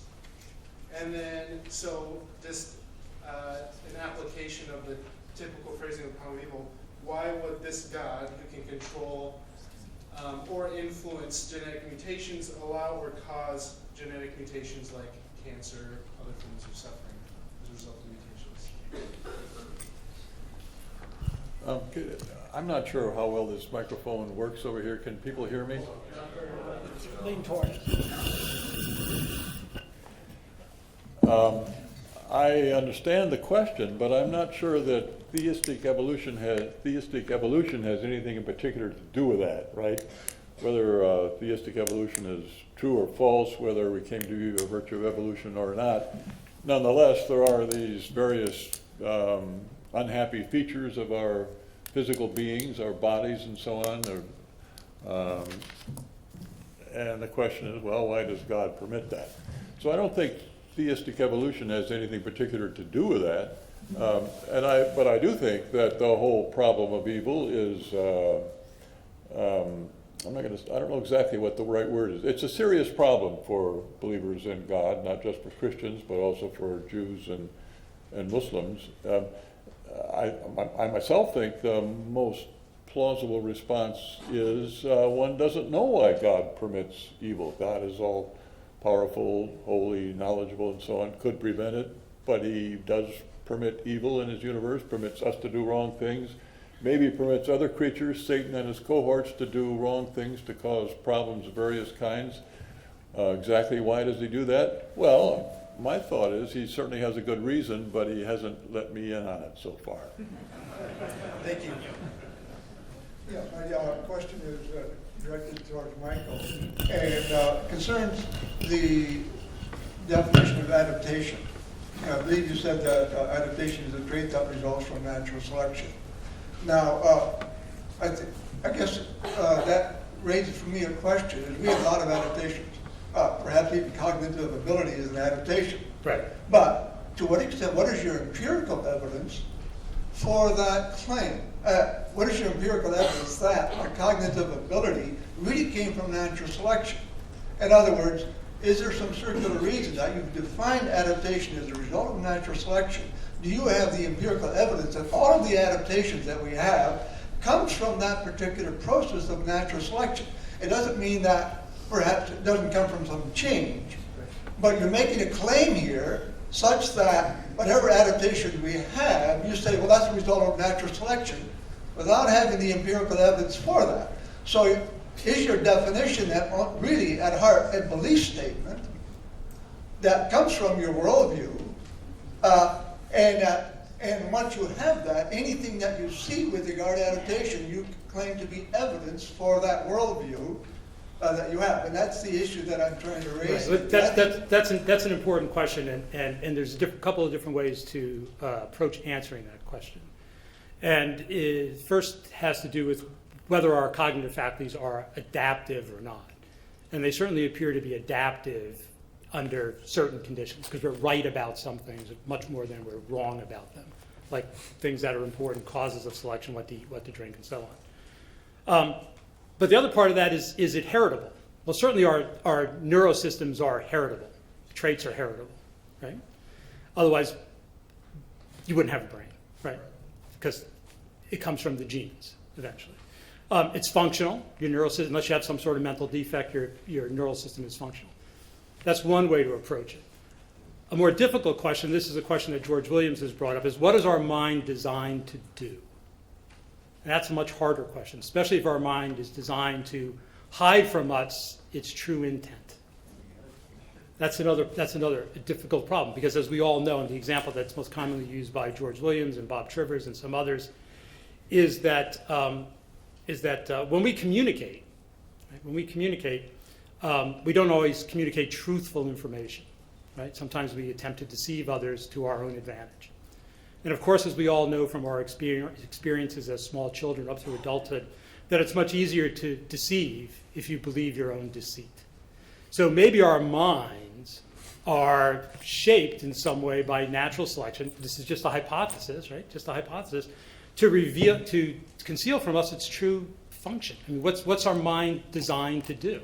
That's a much harder question to answer. Okay, I don't think you really answered my question yet.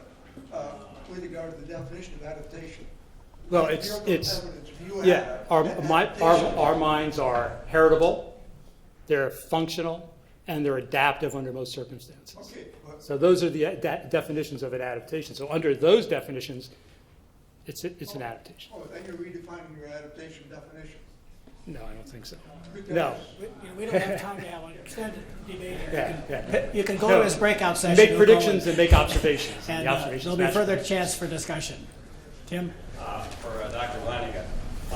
Several definitions of naturalism have been given here. I'll give my own, and that is C.S. Lewis makes a nice analogy when he mentions the fact that Shakespeare was responsible for Romeo and Juliet, but they saw no evidence of it. So, in that same sense, naturalism to me is the idea that there may be a God, that's another question, but that we don't see any evidence of God or anything that we find in this world.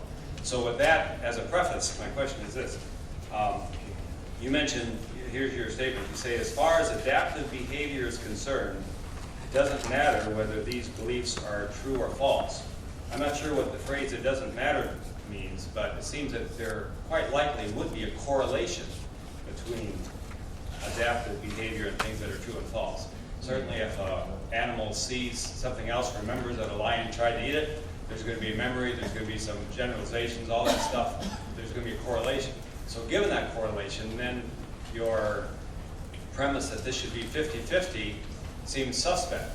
And so if it's not necessarily a 50-50 probability, then given the fact, as you say, that naturalism could in fact be true, how would we go about determining, not whether it's rational to believe it or not, but whether it's in fact true?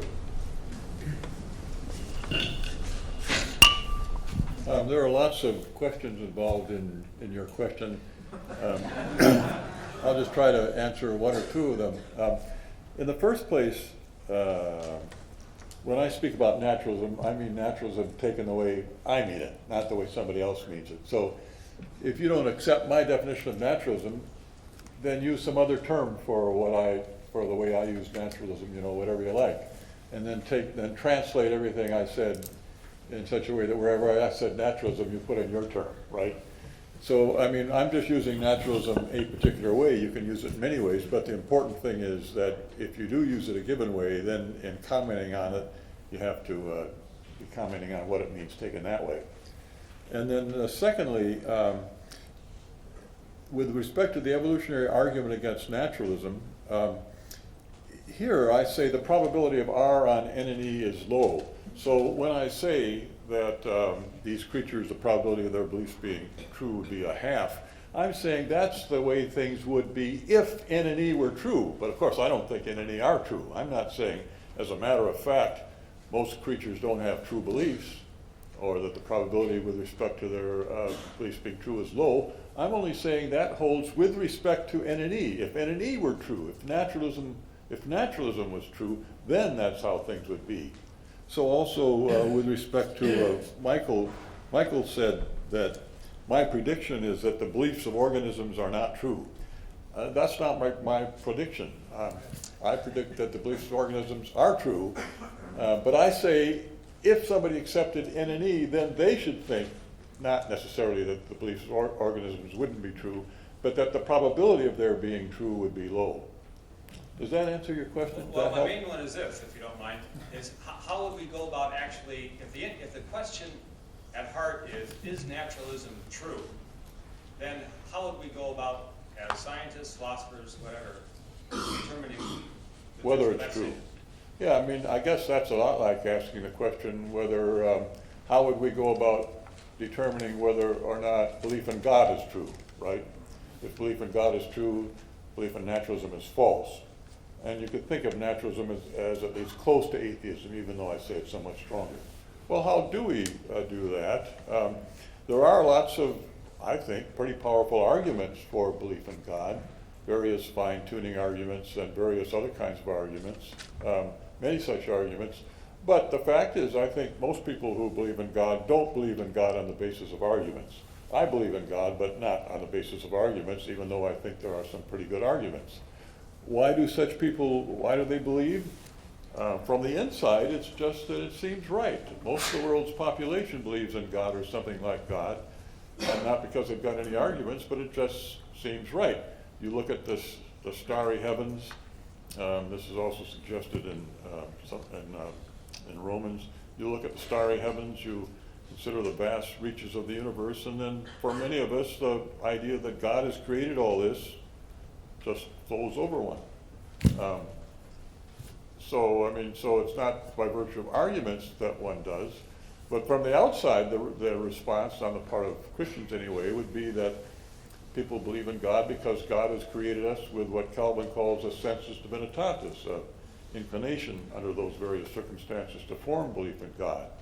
And with respect to the more specific doctrines of Christianity, the answer to the question, well, why do people believe them? Well, the Christian answer to that is it's by virtue of the internal testimony of the Holy Spirit. God enables us to see that these things are correct.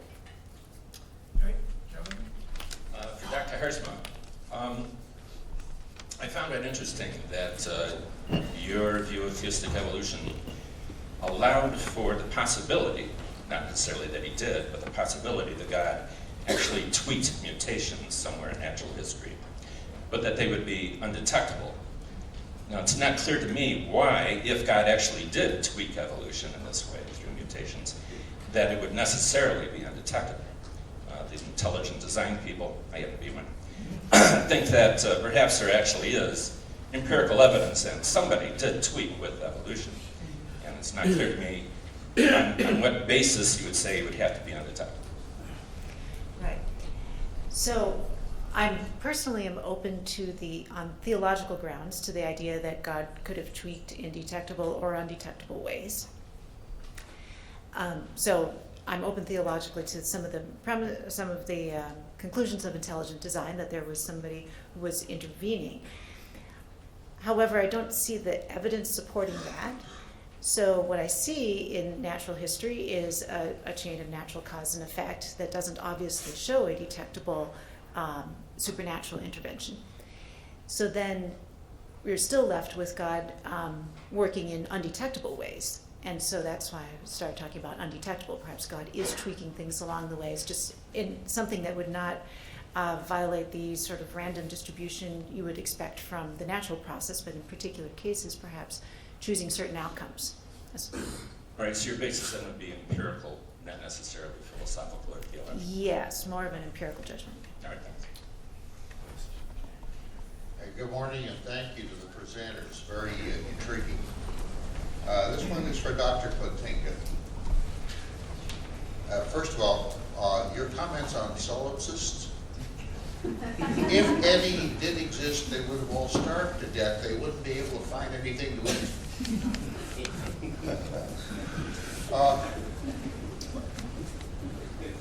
I happen to also take issue with your attack on naturalism, because I don't think it is contrary to belief. But in the infinite and the eternal, all things are possible, unless circumscribed. And it occurs to me that if we don't allow that, if we impose our beliefs on the infinite and the eternal, we are also betraying those beliefs. That is, if we do believe. You don't have to believe in God to believe in the infinite and the eternal. That's just a matter of vocabulary. Thank you.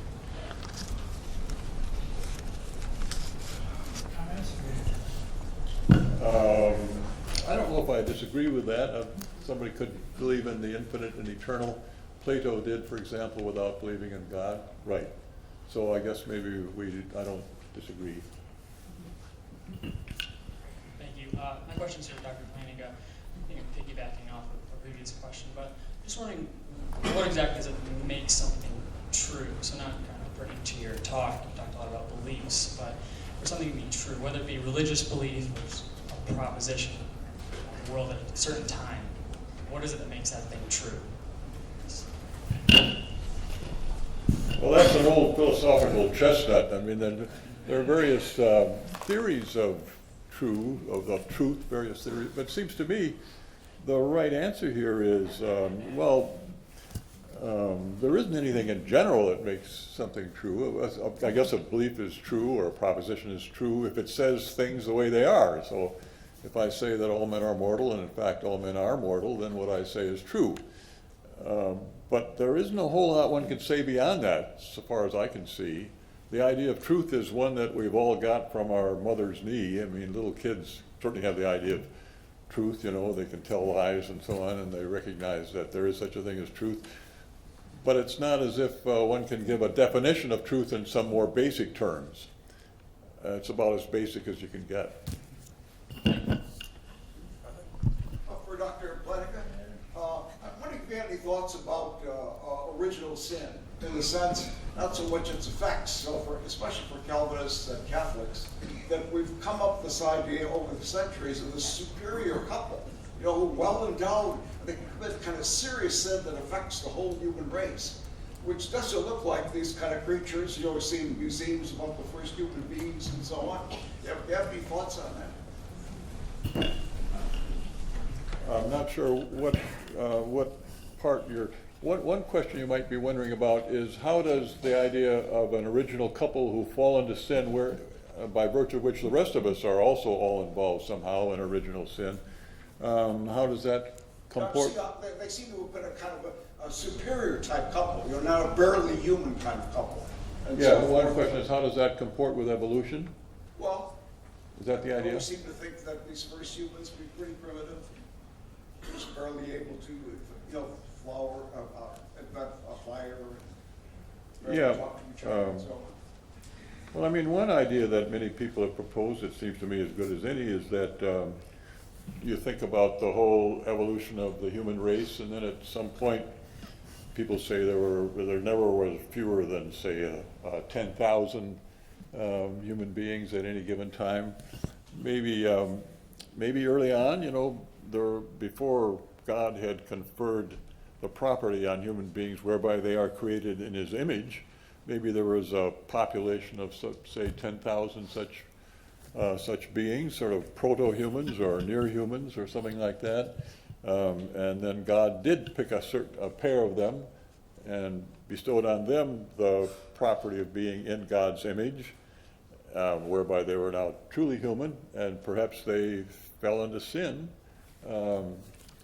and perhaps this changed their nature in a certain way, and that change was also heritable. So both the image of God and the change induced by sin was heritable, spread through the whole populations, so that we are all now descendants of that original pair, maybe of others as well, but of that original pair, and by virtue of their sin, we too are in this condition that we find ourselves in. Thank you. Thank you to all the participants and to the whole forum. This is really very exciting. And thank you, Professor Plantinga. Your latest book cemented my desire to be a Christian philosopher.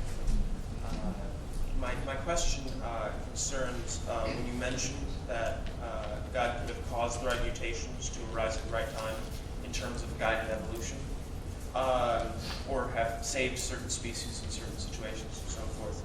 I'm wondering what you would make of a more indirect guidance, where if God, logically prior to actualizing a specific possible world, knows all the counterfactuals of what would happen in this possible world, and so would know what would happen given these first initial conditions, these mutations and so forth, and hence he would know if, say, you would have the arising of sentient creatures such as us, and then at the appropriate time reveal himself to us. Question make sense? I'm not quite sure I understand the question. I do think God has knowledge of counterfactuals of freedom. God knew before he created Adam and Eve what would happen if Adam and Eve were in a certain set of circumstances. He knew that maybe that Eve would take the apple, and that Adam, after being misled in this way by Eve, would would also fall into sin. Excuse me, Deborah. I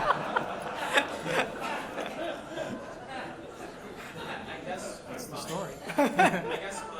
my question would be, instead of God directly limitations, having Oh, I that- see what your question is. Couldn't he just have sort of front-loaded the right sorts of, created things in just the right way, so that knowing what would happen, given his having created things in that way and and set the natural laws that he did set, he would wind up with the kinds of creatures he wanted? Sure, that's a possibility, sure. Is that, so that's something you're open to? Sorry? That's something you're open to? Yes, right. Thank you. Thank you. My question is for Dr. Haskell. I'm sorry. I hope I pronounced your name correctly. So, for lack of a better word, ontologically naturalistic scientists, atheists, but not necessarily atheists, they believe that there is no need for any supernatural intervention in nature so that life appears the way life is the way we see it today. They say, okay, all that is nature.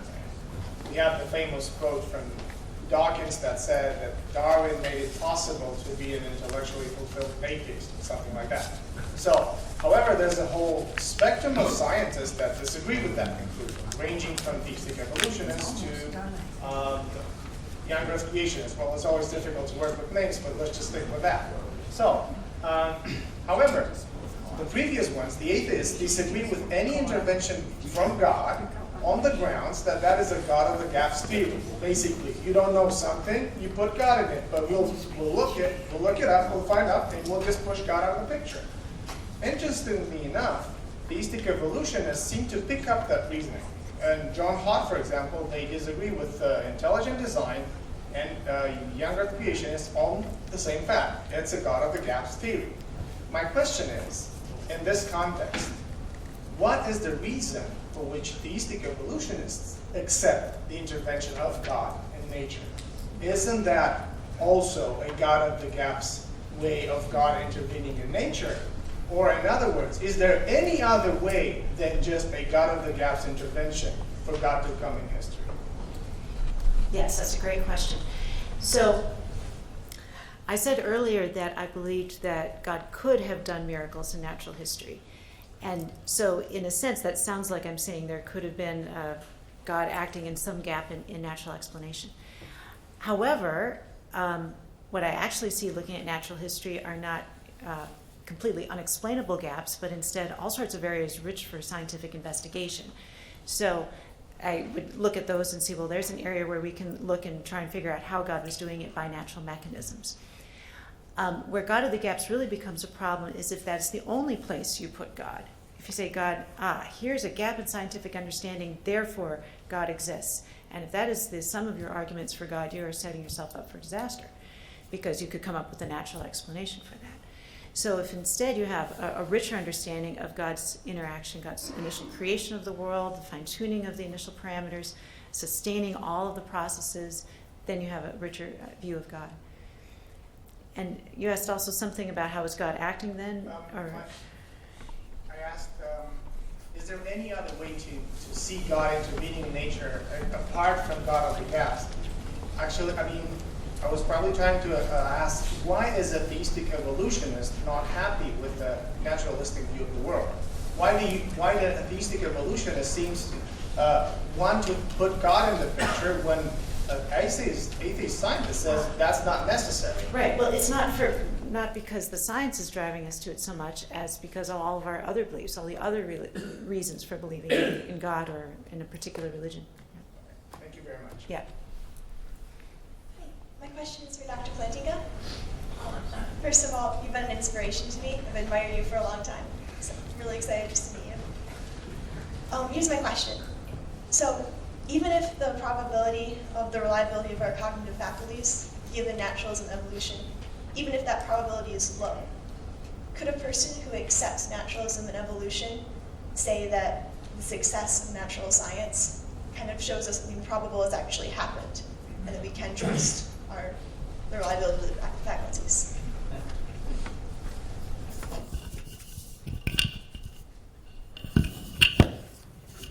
Well, the way I think about it is once you see that probability is low, if you're a naturalist, then you have a defeater for the proposition that your cognitive faculties are reliable. Now you're suggesting something like this. Couldn't you say, well, okay, I'm a naturalist, I see that probability is low, But I've got a defeater for that defeater, because I look around and I see all the things people have accomplished, and surely they had to know something to do that. So there are cognitive faculties must be reliable, even though it's unlikely given naturalism and evolution. Now, the right response to that, seems to me, is that this person she says, I've got a defeater, but then she tries to give an argument against that defeater, and thereby, in giving that argument, she obviously takes it for granted that her cognitive faculties are reliable. She says, okay, well, look, we've created these, I don't know, we've sent people to the moon, and we've done this and that, and all those, in thinking those things, she is taking it for granted that her cognitive faculties are reliable. So she's not really coming up with a defeater, she's just ignoring the defeater. Wouldn't the fact that we can do things like Sorry? Wouldn't the fact that we can do things like go to the moon provide evidence that our cognitive faculties are reliable? Well, what I'm saying is, when this person who has a defeater for our faculties being reliable and for her faculties being reliable, when she says, well, look, we've been to the moon, she's taking it for granted there that her faculties are reliable. She's just ignoring the fact that she has a defeater for that. That's the thought. Thank you. In a related question, in a search for just evaluating what we heard today, I have a couple of questions about pieces of the worldview that each of you are saying. Question number one, morally speaking, does the worldview you just spoke on, this goes for all three of you, teach that human beings are morally good, evil, or neutral at birth? Can I answer that first? Do you have a 2-year-old? No. Well, I don't know if they're evil, but they're certainly self-interested. And so I think that humans at birth are self-interested just as are other organisms, that natural selection favors self-interest. And then we have to come up with other, self-interest is predicted by natural selection. That's one of the things that George Williams was getting at. So therefore, what we need to explain, what we're forced to explain, are some of the things like the intense cooperation that we see in humans and other animals, especially cooperation between individuals that are not genetically related to one another. Because that's relatively easy to understand, because by helping somebody you're related to, you're helping the reproduction of your own genes, but they're in somebody else. What's harder to explain is why individuals help those that they're not related to. So whether they're morally good or evil, that's a question for philosophers, not for me. So this is not coming from my work as an astronomer, but as a Christian, I would believe that yes, all people have sinned and fallen short of the glory of God, Romans 3:23. So we are all born with a propensity to sin, and the only solution to sin is through Jesus Christ.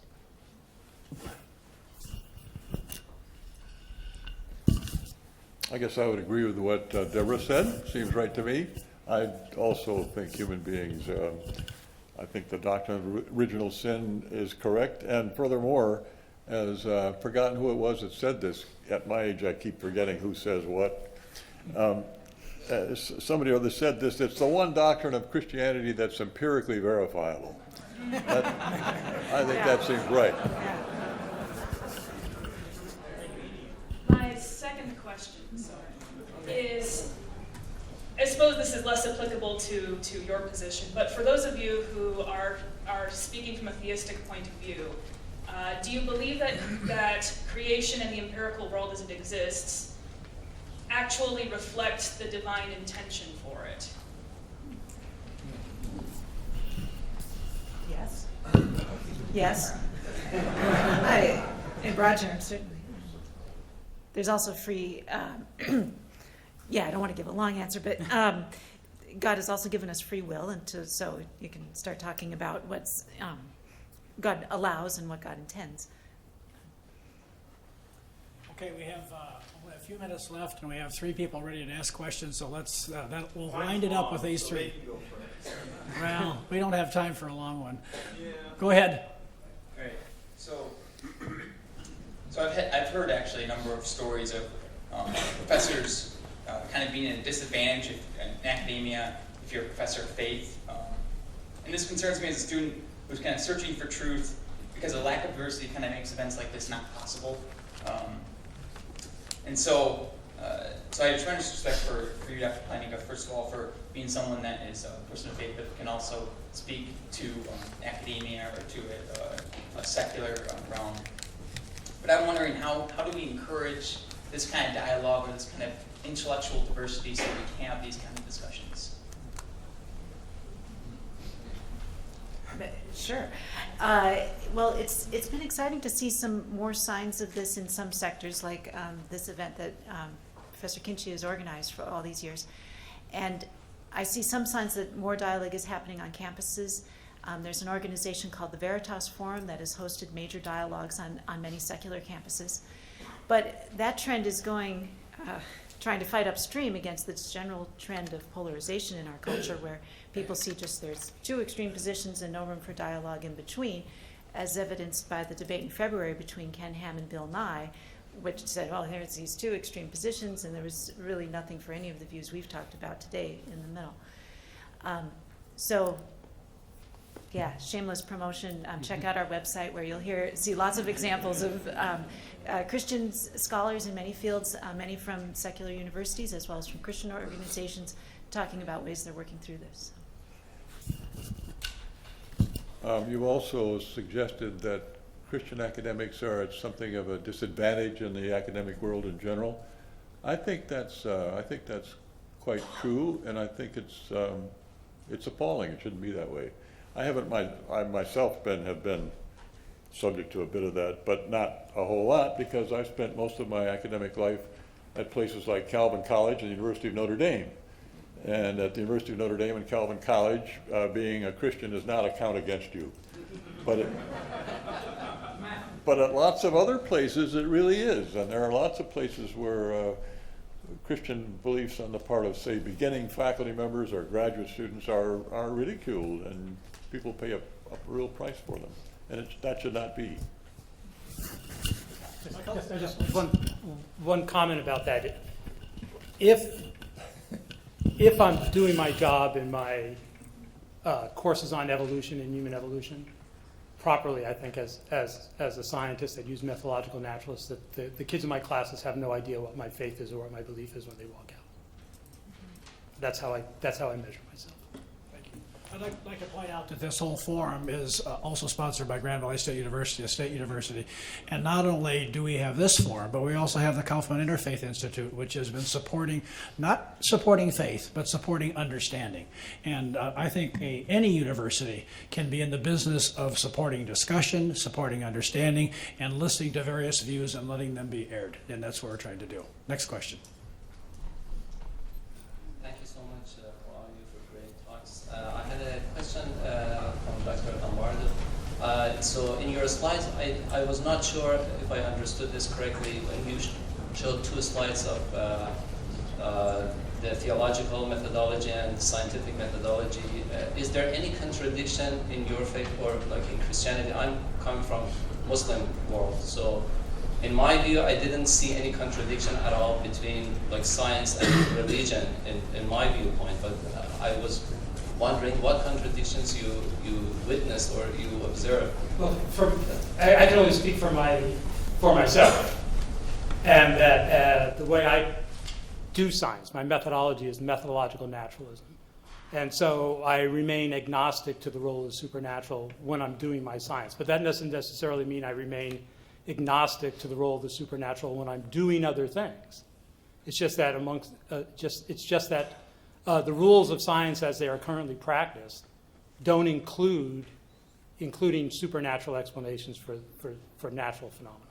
So because there is no explanation for those, but not necessarily opposite to that. If we have some supernatural and we see, like I'm a physician, when we give the medicine, there is placebo effect. There is no explanation whatsoever for placebo effect of medication, but there is no explanation also. So the absence of evidence is not the evidence of absence. Right. Right. So I was not sure exactly why. But I'd be like Professor Harmser here. Is I wouldn't say that I would rely on a theistic evolution for the lack of evidence that you have yet for the placebo effect, because that's a dangerous road to go down. Because what if you do find the explanation? Then you're not going to reject your theistic viewpoints, I would hope. Okay, last question here. Sure. My question, this is from Michael. Yeah. Is it an accurate way to understand the way a vaccine works to say that it shows that an agent can directly affect intentionally which traits are survivable and which traits can be passed on evolutionarily without violating the principles of evolution? Does that make sense? I'm not sure I'm not sure that it makes sense, because with the vaccine, what you're doing is, of course, introducing a live organism or dead organism, or the proteins from that dead organism, and it elicits a response from your immune system, right? So I guess the idea would be that instead of making an infection, that then the people best equipped to produce the antibodies can survive the infection. So instead of doing that, you prevent a full-on infection, giving people the ability to survive it, even if their immune system. Yes, it would affect it. It could affect the genetics of the population, in the sense that if I understand what you're saying correctly, is if individuals in a population are vaccinated against a particular disease organism, like polio or whatever, what you're actually doing is increasing the survivorship and reproductive success of individuals that otherwise would have died. Okay, I'd like to thank all three of our speakers for an excellent discussion this morning.